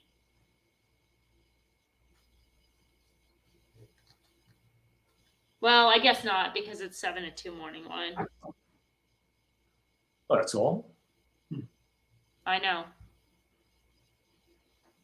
10's acting up behind the gate. I really, it's weird to see the 9 and 10 in this race. It's like, why are they in this race? Like, I don't even know what their prices were. I mean, I'm looking at it. I'm like, I don't even know how they're like, early on, they were like 18-1, 22. I'm like, I don't even know how those horses are, even those prices. I had them at toss. I had them at 99-1 is fair value. Yeah.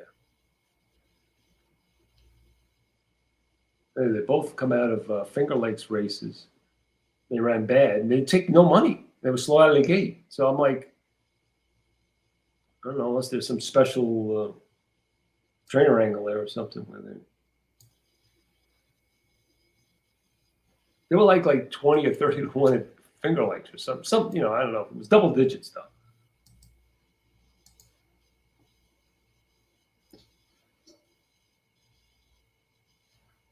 This horse is like, nope. Gate. I think they stuffed them in, like,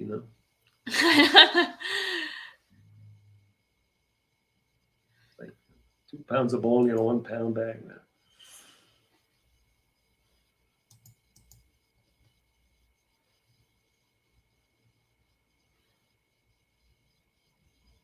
He rocketed it. Stop the race. Rocketed it.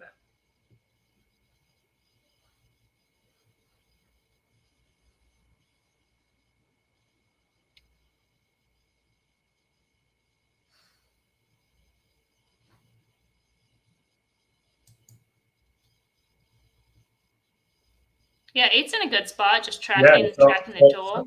And the pace isn't that quick for, No, it's slow.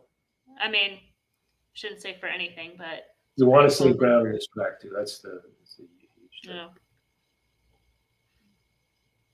All three horses look pretty good right now. One just can't lose position. He's gonna that's what I was just thinking. It's like the one needs to like reclaim his space on that rail, man. You need to be a little bit more. 8's in a good spot. Yeah. Who's this starting to move? The 5. See, he's got to run. He's just got to get.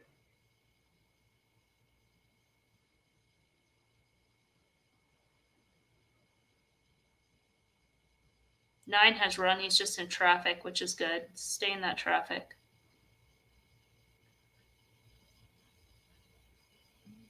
Come on. Come on, 1. Flat. Yeah, the 8 kind of flattened out. Come on, 1.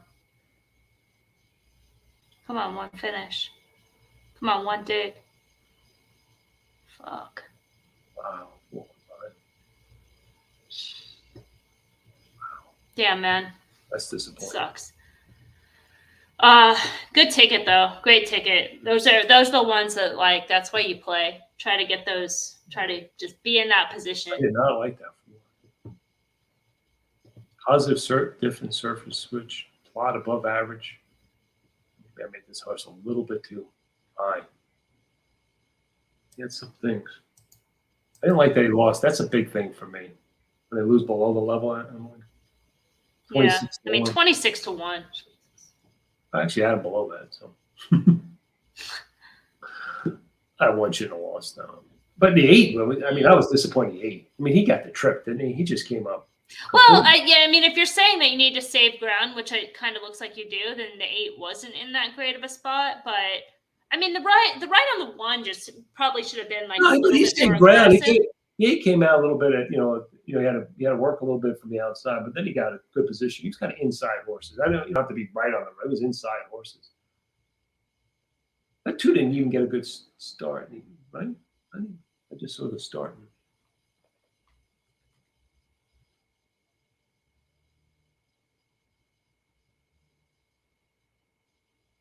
That 2 had trouble at the start. I didn't even get in front and missed that. Looks like the 9 would probably be our trip horse in that race because that horse also had trouble at the start. That was the Finger Lakes horse. Maybe put him back on the dirt and send him to Finger Lakes. Right?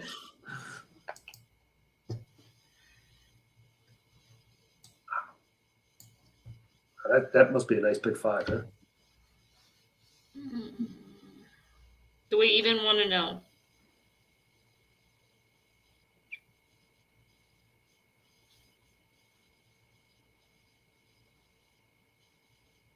Ooh, and we don't want to know. We don't want to know. That got to be 60, 80,000 or something. 189 for a buck. Yeah. 90,000.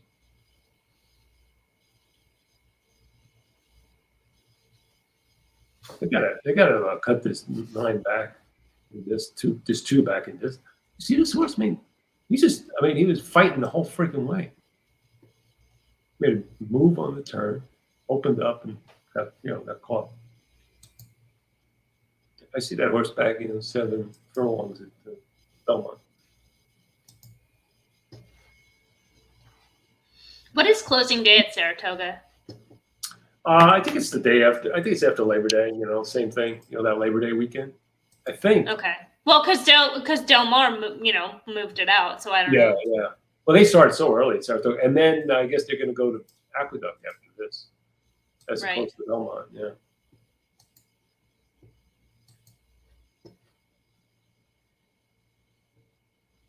Yeah, probably.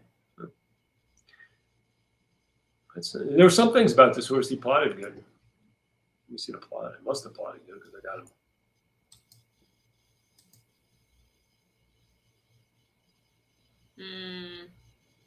Sure does. Well, I should have looked at this when we were talking about savers.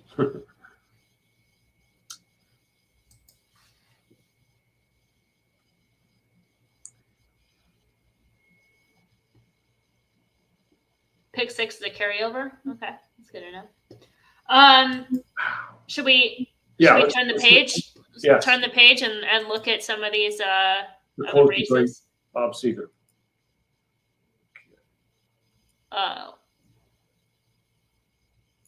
Just get rid of these so I can concentrate. Okay. Talk amongst yourselves. Well, where do you want to go first? You want to look at the Del Mar Oaks on Saturday? Let's look at Del Mar race 4 first. Okay. Yeah. Yeah, I mean, we've talked about it real quick. I mean, you're kind of on the chalk right now. So. Oh, the 4 is chalk? Yeah, 5-2. Well, what's the doubles paying? Any idea? Let's see. The 4 to what? To the 5? Oh, I meant the Will pays. Like, is he the favorite in the doubles, or is he short? Let me see. John Wise picks him too. So, what's the 4-5 double playing? That's what I'm looking up.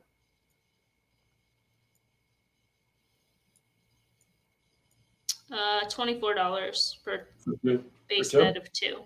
Yeah. Okay. Which the 3 is a little bit shorter. The 4-3 combination is 18. Okay, I'm gonna bet 4-5. That's it. That's all. That's all. Okay. You want to go to the Oaks? That's on the 20th, right? Mm-hmm. And it's race 8. Yeah. Let me see if there is the. You want to bring up the plot and the grid? Yeah. Okay. Yeah. Let's bring up the plot because there's a couple things. Okay, it's finalized. You all right? Yeah, no. I'm just. I feel bad for that guy. I didn't play. I didn't get a chance to play the pick 4, the pick 5. But that was like, with our information, that was havable. That was havable. You know what I mean? That's what's upsetting me. That was havable. I spent some time on that for 90,000, 190 down, whatever it was. It was havable. That's the only thing that's kind of getting angst about. Okay, so. So I'm glad we have the plot up here because oh God, we're getting spammed. Fucking hell. We're getting spammed? Yeah, in the chat. Anyways, let's look at the plot. I'm gonna sort that out in a second. The 11 is the favorite, the morning line favorite. Good run. Yeah, it was huge. The 11 is the 8-5 favorite, and the second choice is the 5 at 3-1. So from a plot standpoint, it looks like the 5 is probably going to be vulnerable. Okay. The 11. If you're just going heads up, do you see it differently? I'm sorry, you said who's going to be vulnerable? Which one? I mean, okay, so if the 11 and the 5 are like the 2 favorites, right? Yeah. And you can only have one, who are you taking? It's a tough call. Probably going to lean 11, but I think it's a tough call. Yeah. I mean, I'm leaning 11. Also because. So we can pull up the grid and we can look at these 2 horses on the grid because I think that's kind of important in this case.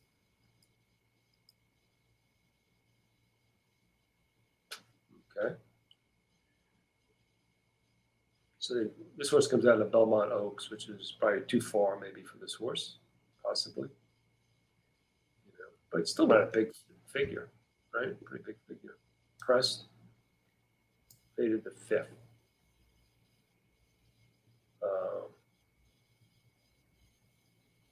Doesn't appear to be a need to lead. This horse is okay. Okay, then go to the 11. I don't find any knocks in this horse really. Do you? I mean, just looks solid. Yeah. The only bad races horse ever ran was on dirt, which is not the surface this horse wants. This horse really hasn't, other than I guess in the Breeders' Cup, but that was probably. Yeah, a little bit. I mean, I thought that Breeders' Cup race is actually really good for this horse. Okay. I mean, it's a B-, tactic wide move, Yeah. I just think, it's kind of good horse, absolutely, but seems like it has the favorable trips with the running style, the pace scenario. And if you have to kind of split the two horses and decide to take one or the other, maybe we look at the 11 and, the 11 soft, but in this big full field, that was the other thing too, is like, just in terms of like this being maybe a tougher spot than, like, she might get the trip that she got in the Belmont Oaks, right? Where it's like, it's a really good, it's a good effort, but just not quite enough, like, late. Yeah. Still runs a good race. Yeah. She may not be grade 1 material either. Yeah. The 11. So it's got scratched. They sent it to Ascot. Okay. And they scratched. Oh, I'm sorry, scratched. He ran second at, whoa. Enough said.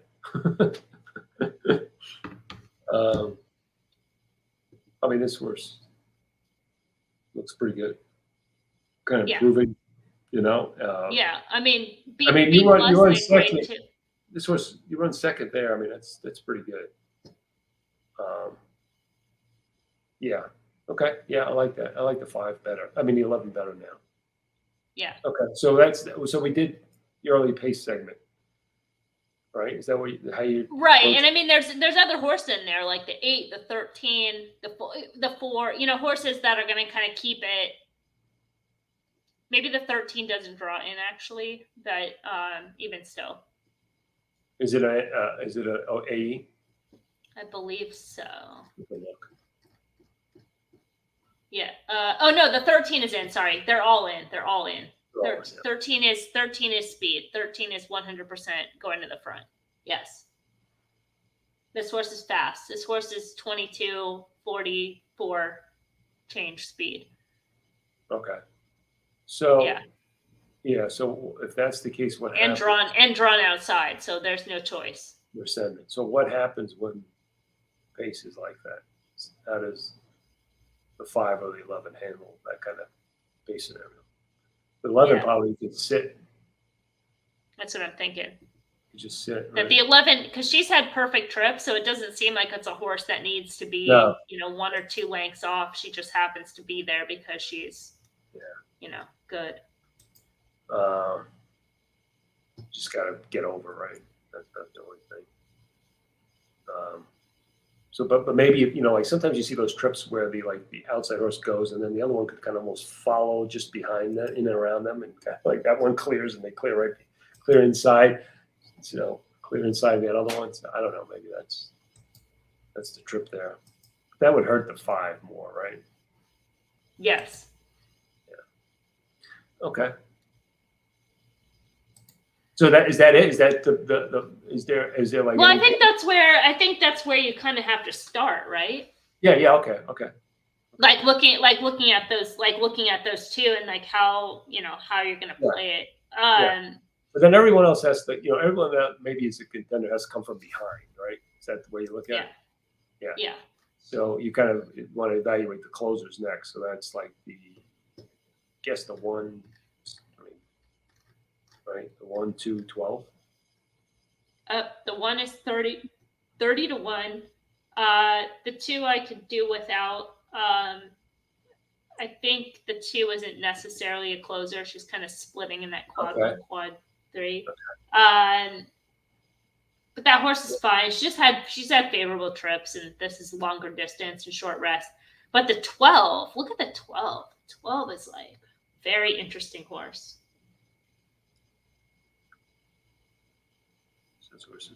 Oh wow! This is what we call that clean. Remember, there was a keyword we had, no red keywords. Clean, we call it clean form. This is it. This horse is all green. He's very rare, right? 4 keywords in a row. And I like the fact that the numbers are improving. That just tells me there's just more upside on this horse too. And it looks like distance is going to be a good thing for this horse too, isn't it? Nope. Yeah, no problem. Yeah, all those gallop outs, right? So against the flow. This horse is interesting. Of the closers, and I mean that the race 2 back is a graded stakes race, and we have improved. So it's not like, it is class test. This is up in class, but at least this horse has proven she can run at the graded stakes level. Right, and she's getting better. I mean, she's developing. Because, let's face it, there's grade 1 stuff at 3-year-olds at this time of the year still. Right? You still got to leave a little room because these horses are still developing. She's 20-1 on the morning line. Yeah, so maybe she's the key in here. And maybe use her in all 3 slots. Use the 11 in the win place kind of slots, and then play around with the others, right? Maybe even what I would do is 11, 12 exact, and then maybe 11, all 12 kind of thing. 11 with all the 12 in the try, or something like that.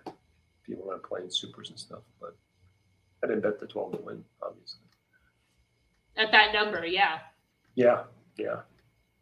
And then the 1, I think the 1 is a bit of a reach as far as being a top contender, but she's certainly one that's 30-1 on the morning line. She's certainly one that's can get underneath at a price. Yeah, maybe.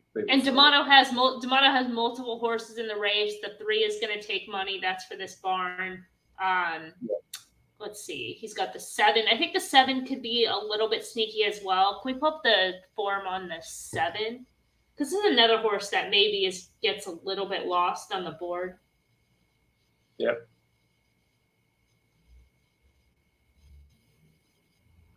She's just kind of never really had kind of a chance. Yeah. Just that distance would be the question. Yes. But they brought her in her first start here at 1 1/8. And that was a X bias. Yeah, but that still. Providencia, grade 3. Yeah, still. What do you mean, still? She didn't run. I mean, I guess the bias. Well, you see a little bit more, and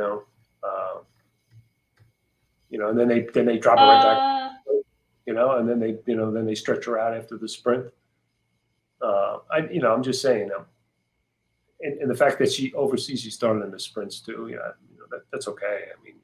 That's why. She's more of a stab. There's other ones I like more, but no. I like your opinions. Yeah. I can't bet this 4, 7 to 5. There's no way. No, especially Ellis is very cold. This horse can certainly win, but this barn has also been cold. So why is I would not want to be taking short? I thought it was like being sneaky with that horse.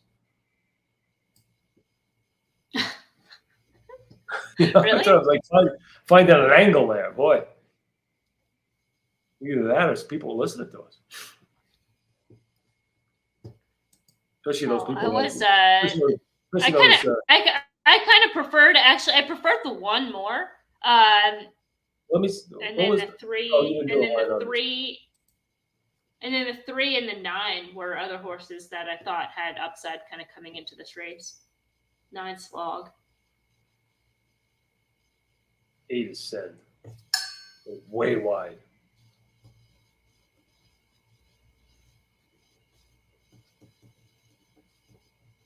You got some pace going on there. Yeah.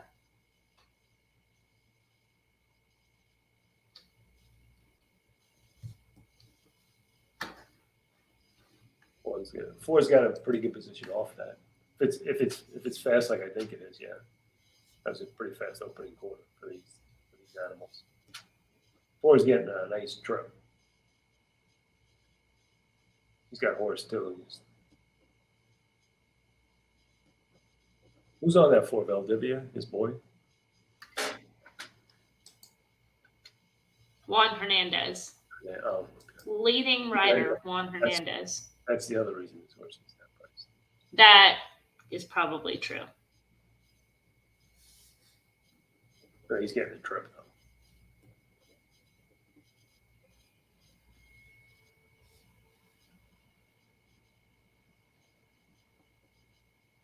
But he was the right single in those bets though.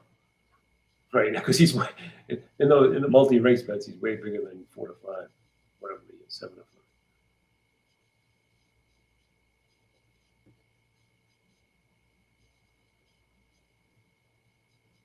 Emily, that inside horse has got the beads on. Remember the beads? The beads, yeah, that horse does have the beads. Never quite figured out the beads, but well, that long shot 9 came running in, finished out the try, so there's that price, a little bit of price in there. There you go. Did you catch that? That would have been the no, I did not. There you go. Little too short. Yeah, that 4 was short, but I guess it was right. The money. Like I said, like in the pick 4 and the pick 5s where I played, that was value. That obviously now with that price. See, that's the thing. That's the thing with these multi-race bets sometimes too. You're betting them ahead of time, see the board, but sometimes it could work in your favor. What was that horse in the morning line? 7-2.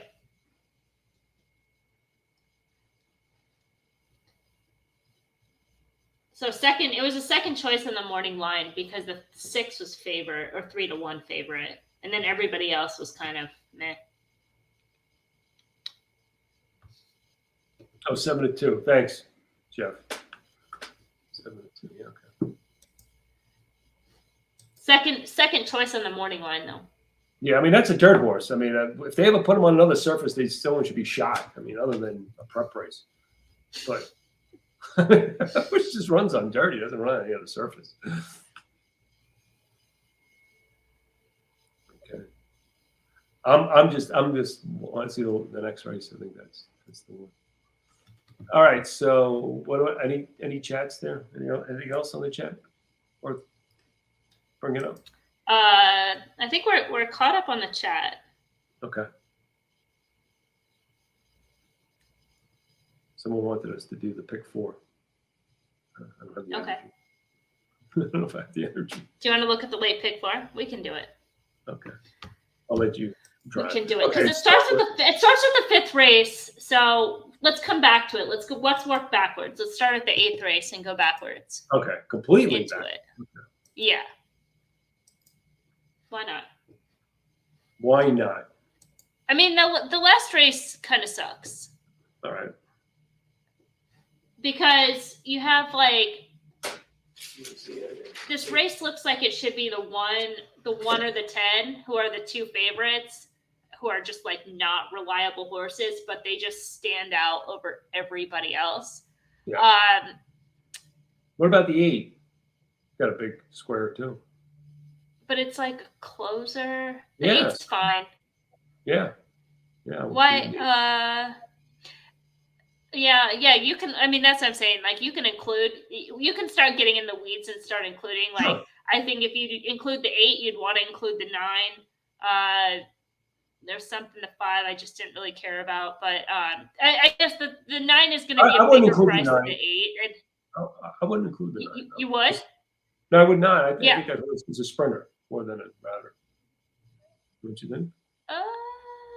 Maybe he's more a router. I don't know. Let me look. Yeah, that's why. I mean, the price is going to be a huge discrepancy between those two. And then the other horse that was kind of interesting is the 6. I know it's ugly, but this horse was kind of the best of the speed on debut over this course way back when. And I don't think the 1 and the 10 are necessarily speed horses. So if the 6 clears, maybe holds on for dear life.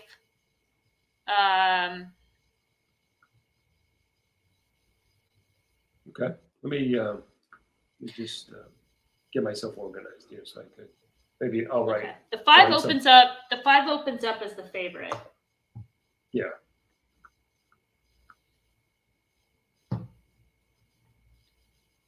Okay, so let me just take some notes here. So you are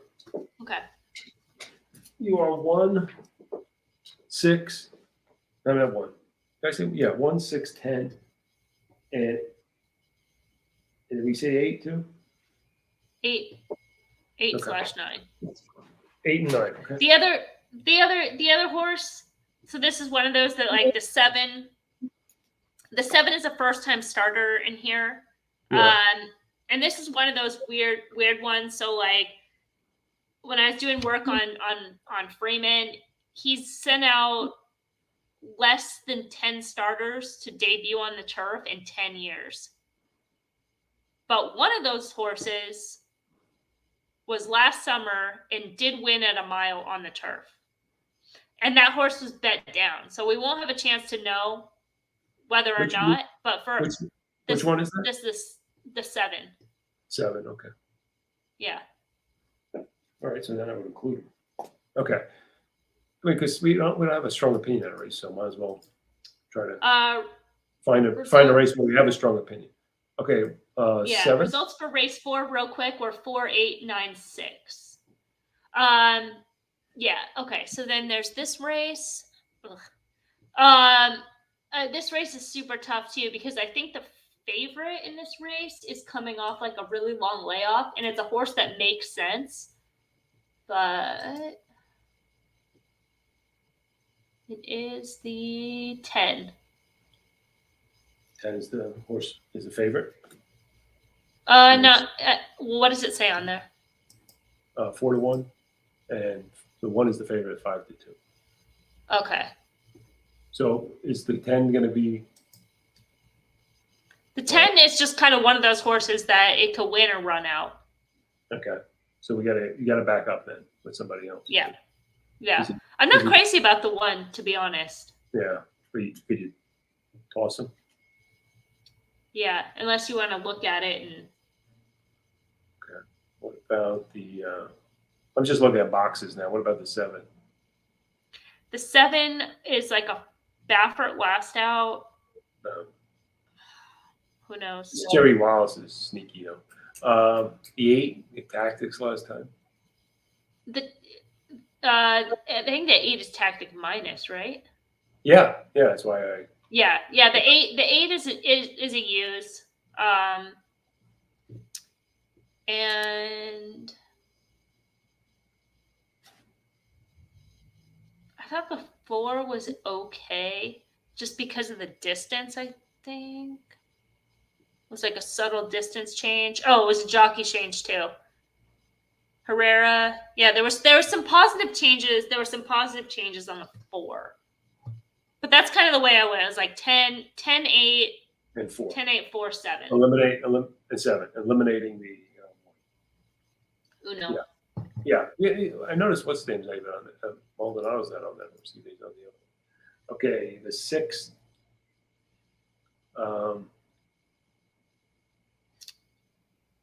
Spread City. You got to go 7, 3.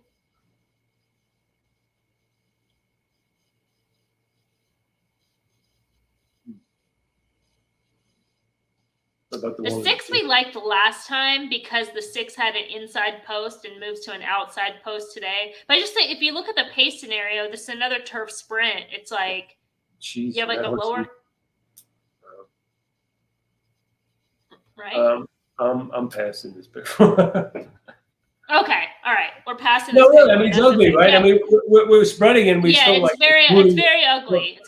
Yeah. There's no. Yeah. It is worth probably passing because you have to spread and you have to spread with horses that are like the first, second, and third choice, which sucks. You have no edge. No edge. Yeah, okay. And then if this Baffert favorite wins the first leg, you know what?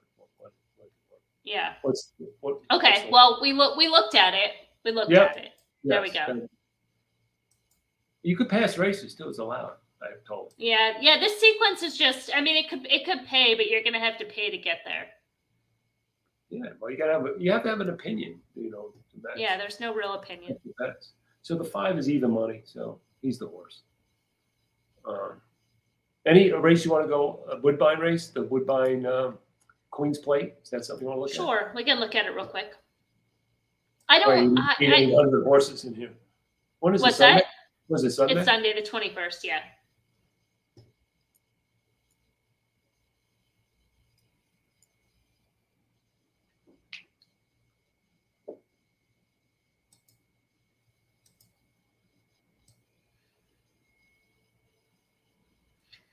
And so I looked at some No, it's past not that big a quotes. field. No, it's not. And there's not a lot of depth to it. So the 8 is the favorite, who is super logical, I think. I looked at it. The squares in like quadrant 1, quadrant 2 do very well. So kind of starting from that. And the 8 certainly like makes a lot of sense. She's just going to step up, but Phillies have won the Queen's Plate, I think 2 times in the last 5 years. I know. There was that Huntress, Godot, Wonder Godot. Yeah, oh yeah, I remember. He was a nice horse. And then there was another one. There was another Stronach one that I'm forgetting the name of, but that was like fairly recent. So the 8, I feel like the 8 is logical. Now, I did write this up, but the circles, the quadrant 1 circles, can hold on for a piece. So maybe the value in here is going to be trying to use that 7 and 11. Okay. If they're prices. Good advice. Yeah. So, because it's like, how are you going to play it, right? It's like, I can't knock the 8. So how am I going to play it? I'm not going to do like a win bet. And then like the 3, I'm a little bit questionable in terms of distance, I think, because I think there's a shorter keyword in there. And then maybe that's the 4. I forget right now.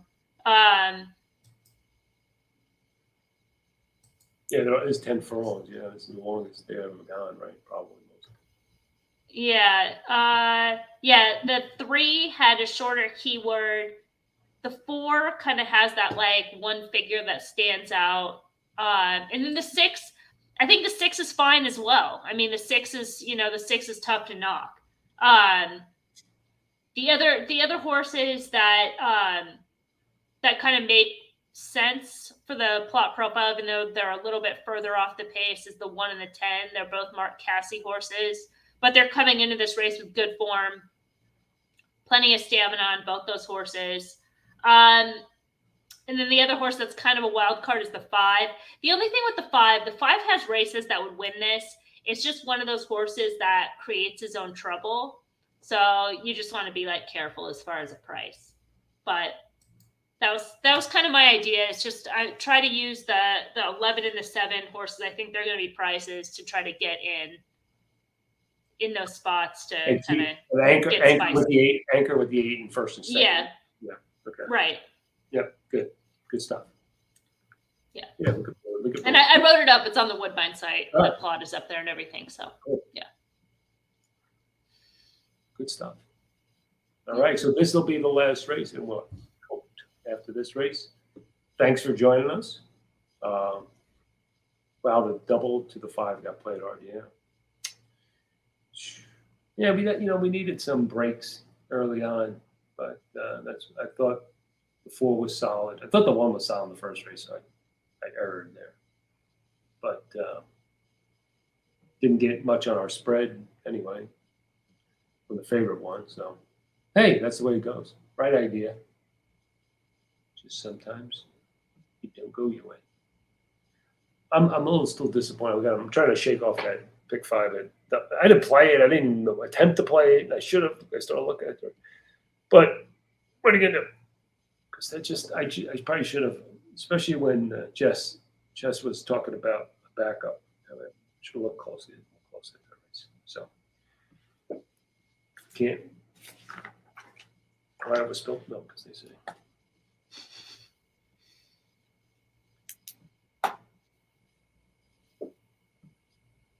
So Emily, I told you what happened, right?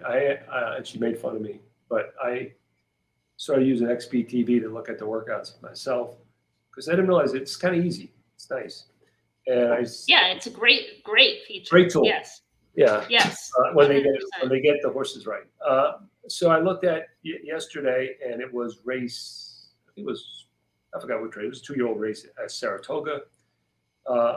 And I really liked the Bill Mott horse because he worked with some of his other stablemate in the race, and I watched the other horses race, and it was more of like he looked the best in terms of his races, and so I just played a little money on him. He won at 11 or 13 to 1. I forgot what the price was. Maybe it was 13 to 1. I was all excited, so I tell Emily, texted. She goes, "Welcome to the 21st century."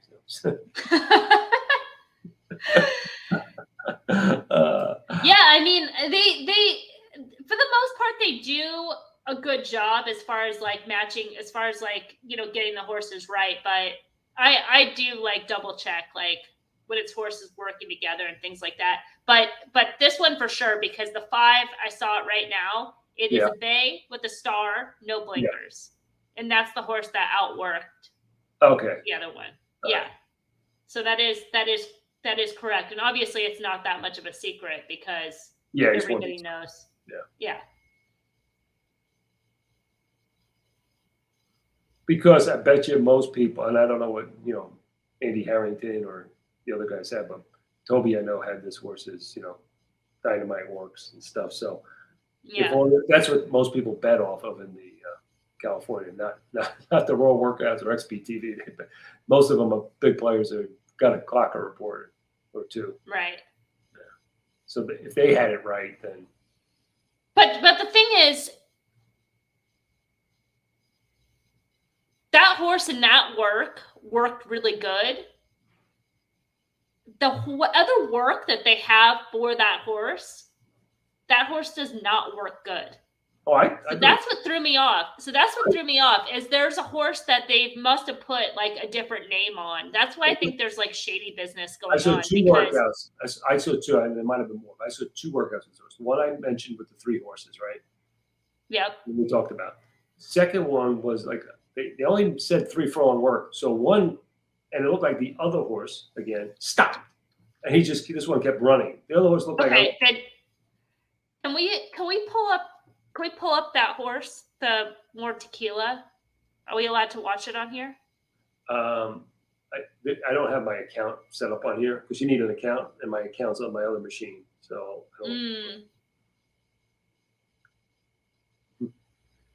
I mean, are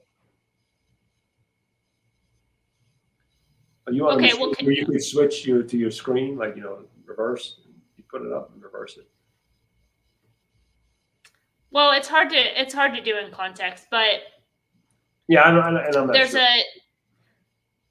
there's another work. Okay, so if you put in more tequila in the XBTV, there's a work from the gate on July 16th. So you know.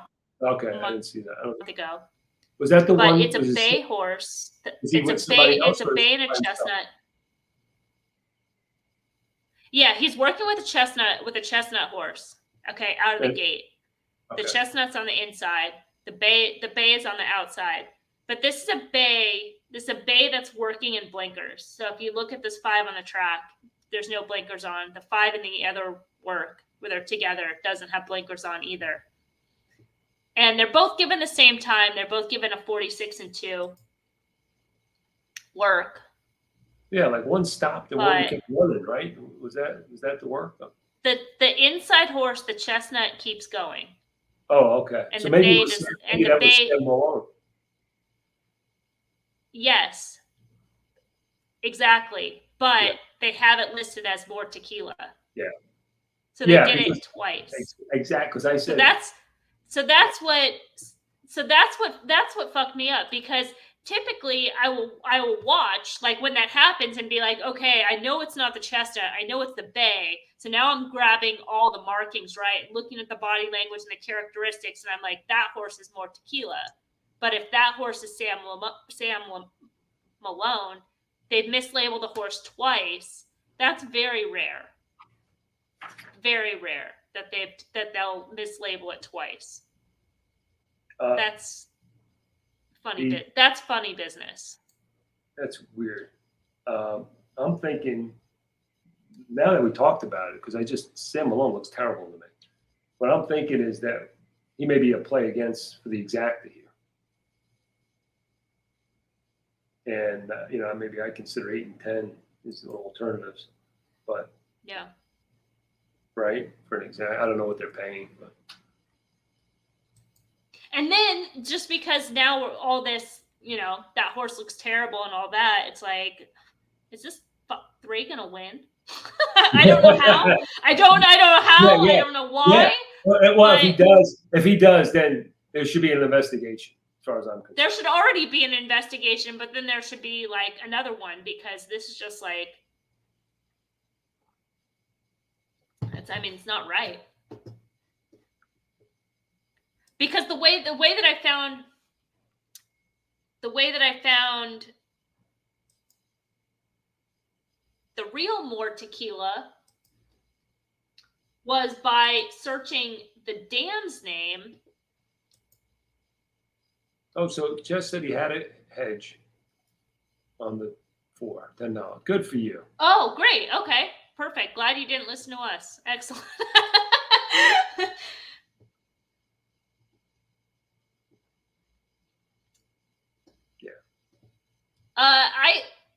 Jeff, any chance we could start at 1:30 next week? That way the pick 5 analysis won't be as rushed. That's fine with me. I mean, we usually jump on and chat before we hit go, so that's fine with me. John, that's fine with me. Yeah, I just okay. Change that. Just update it. Yeah. Done. Easy. All right. What was that frickin' dam's name?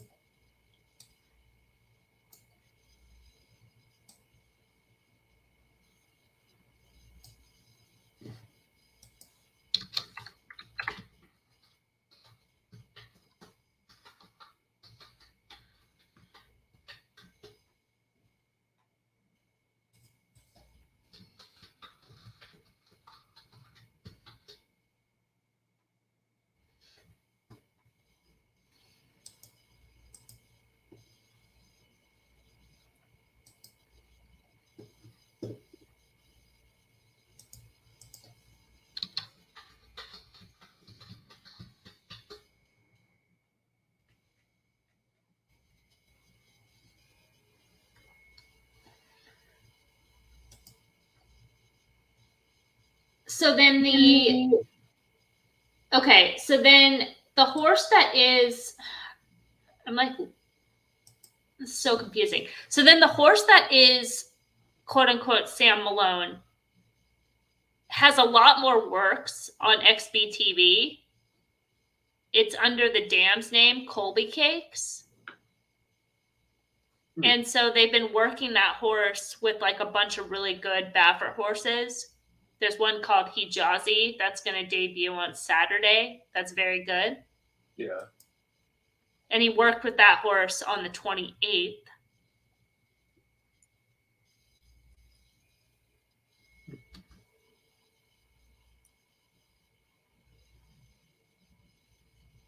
This is all confusing. It is. It's so confusing. This is why like the first 30 minutes of the feed, I'm not saying anything because I'm looking at all this shit. This is this goes to the integrity, right, of racing. Yeah. And they just got to do a better job. This is why you have to have a kind of a central body. And believe me, I'm not into more regulation, but you need some kind of central body where there's rules that everyone has to follow. I mean, I hate the sport without having kind of standards on like scratches and it should be standard across the country. I don't know why that should be different for each track and all the rest. That makes no sense to me. You have an NTRA. Shouldn't they be the ones involved in helping, set those guidelines? Not guidelines, rules. Football has rules. You don't have a different rule if they're playing in, Heinz Field or Giant Stadium. So they don't call it Giant Stadium. But you understand my point.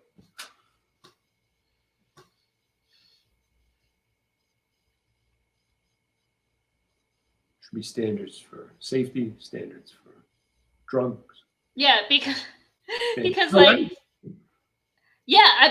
know from what I can tell, the horse on the track is the horse that outworked the horse in that video. I have no idea who the other horse was in the 8 other videos that I saw trying to identify these 2 horses. I don't know who they are. They could be one of these 2. They could be none of those 2.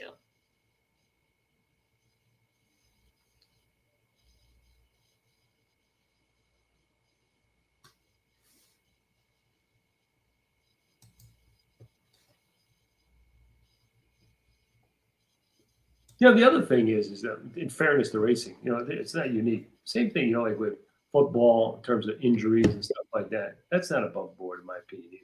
I know they announce injuries, but there's like those little nagging injuries that people have that affect their play. It all should be transparent, but this is. Well, I mean, I agree. And this case is interesting too because this is a time where like the horse is in for a claiming tag, right? 150,000. So either they're trying to hide the horse so it doesn't get claimed, or they're trying to sucker somebody to claim this horse for 150,000 that is a dud. Look at the prices that come much closer together, huh? Yeah. Between the 3 and the 5, yeah.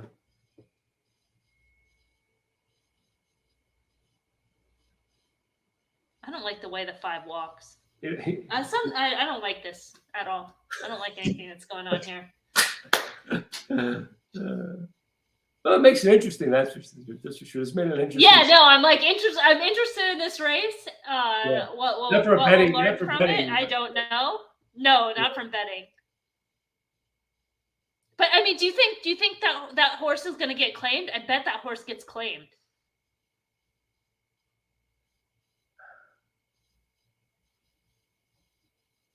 I don't know. 150,000. I don't know. I don't think so. Could be. I don't think so. Okay. I don't see a lot of claims at that price tag. No, that's what I'm saying. They're typically $50,000 races that people don't want to sell their horse. Yeah. They don't want to run them for 50, and they know no one's going to pay 150. But this might be a time where somebody would. We're gonna know like 2 feet out of the gate. With that. Yeah, we will. Yeah.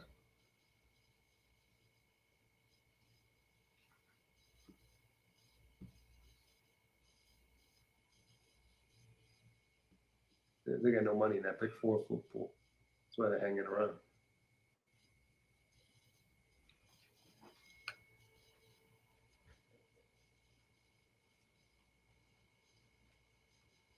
So, not next week. Mm-hmm. Is it the Travers next week? I think so, right? So I don't know if we'll do a preview of it while we're on next week. Okay. Yeah. Okay. So should we jump on even earlier? No, because we got time. Like we do between races. Okay, cool. Because once we handicapped the race pretty much ahead of time anyway, all 5 of them.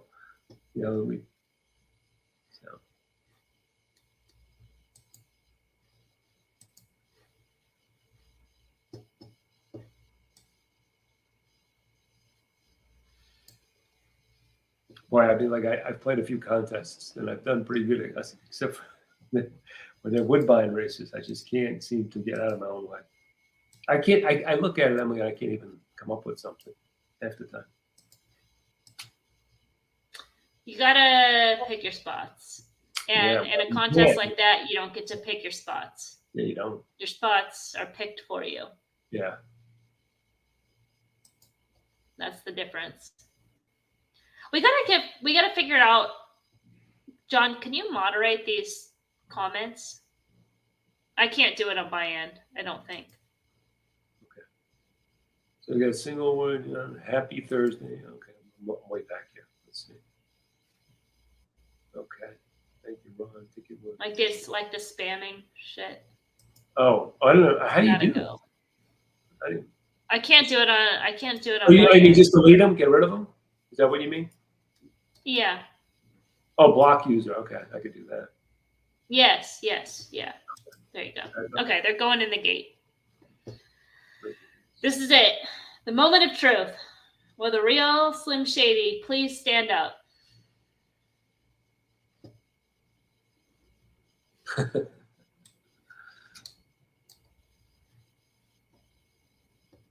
Going with the 2 in this experience. Going the 2 in this race with experience. Can't fault. Can't fault.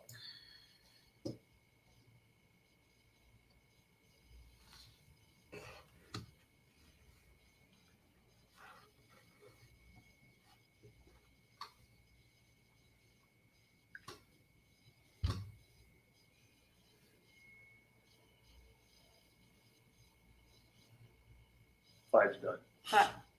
Broke slow. Both the 3 and the 5 broke slow. Done. 2. Like a shot. He's climbing. Look at his horse. Oh, his horse is, look at it. He's got run. He's just climbing. I don't know if he's getting kicked back or what. He's just like on hold. Like he's just stuck behind horses and he wants to, he's like, ranked. And then he stumbled over, like tripped over his own feet.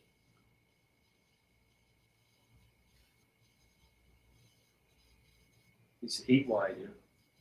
Yeah, I mean, the 5 is going to still win this race. Maybe.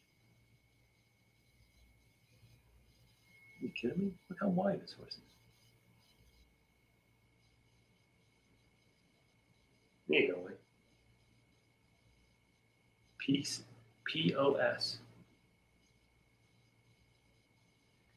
He's not even the slow start, getting ranked behind horses. And look at that too. Look at the 2s. He's drifted out. He's not a horse I would play. Yeah, the 2. No, that's what I'm saying. Those are they're $50,000 claiming races, maiden claiming races for 3 times the amount. Wow, that was bad. I mean, that was ugly.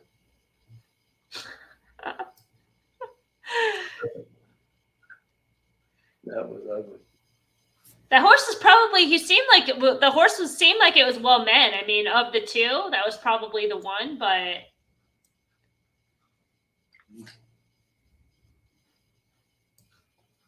I mean, but that race was slowing too. It wasn't like it was like speeding up. I mean, he did go. Oh, they went slow early. I mean, 46 for a half. I mean, it was a slow race almost. It was like it was like 105 and change, right? Yeah. 105, 105 and a half. So this horse is getting. Look at this horse. He's getting out. See him? Yes. It's clear as day. Yeah, that's a negative key race right there.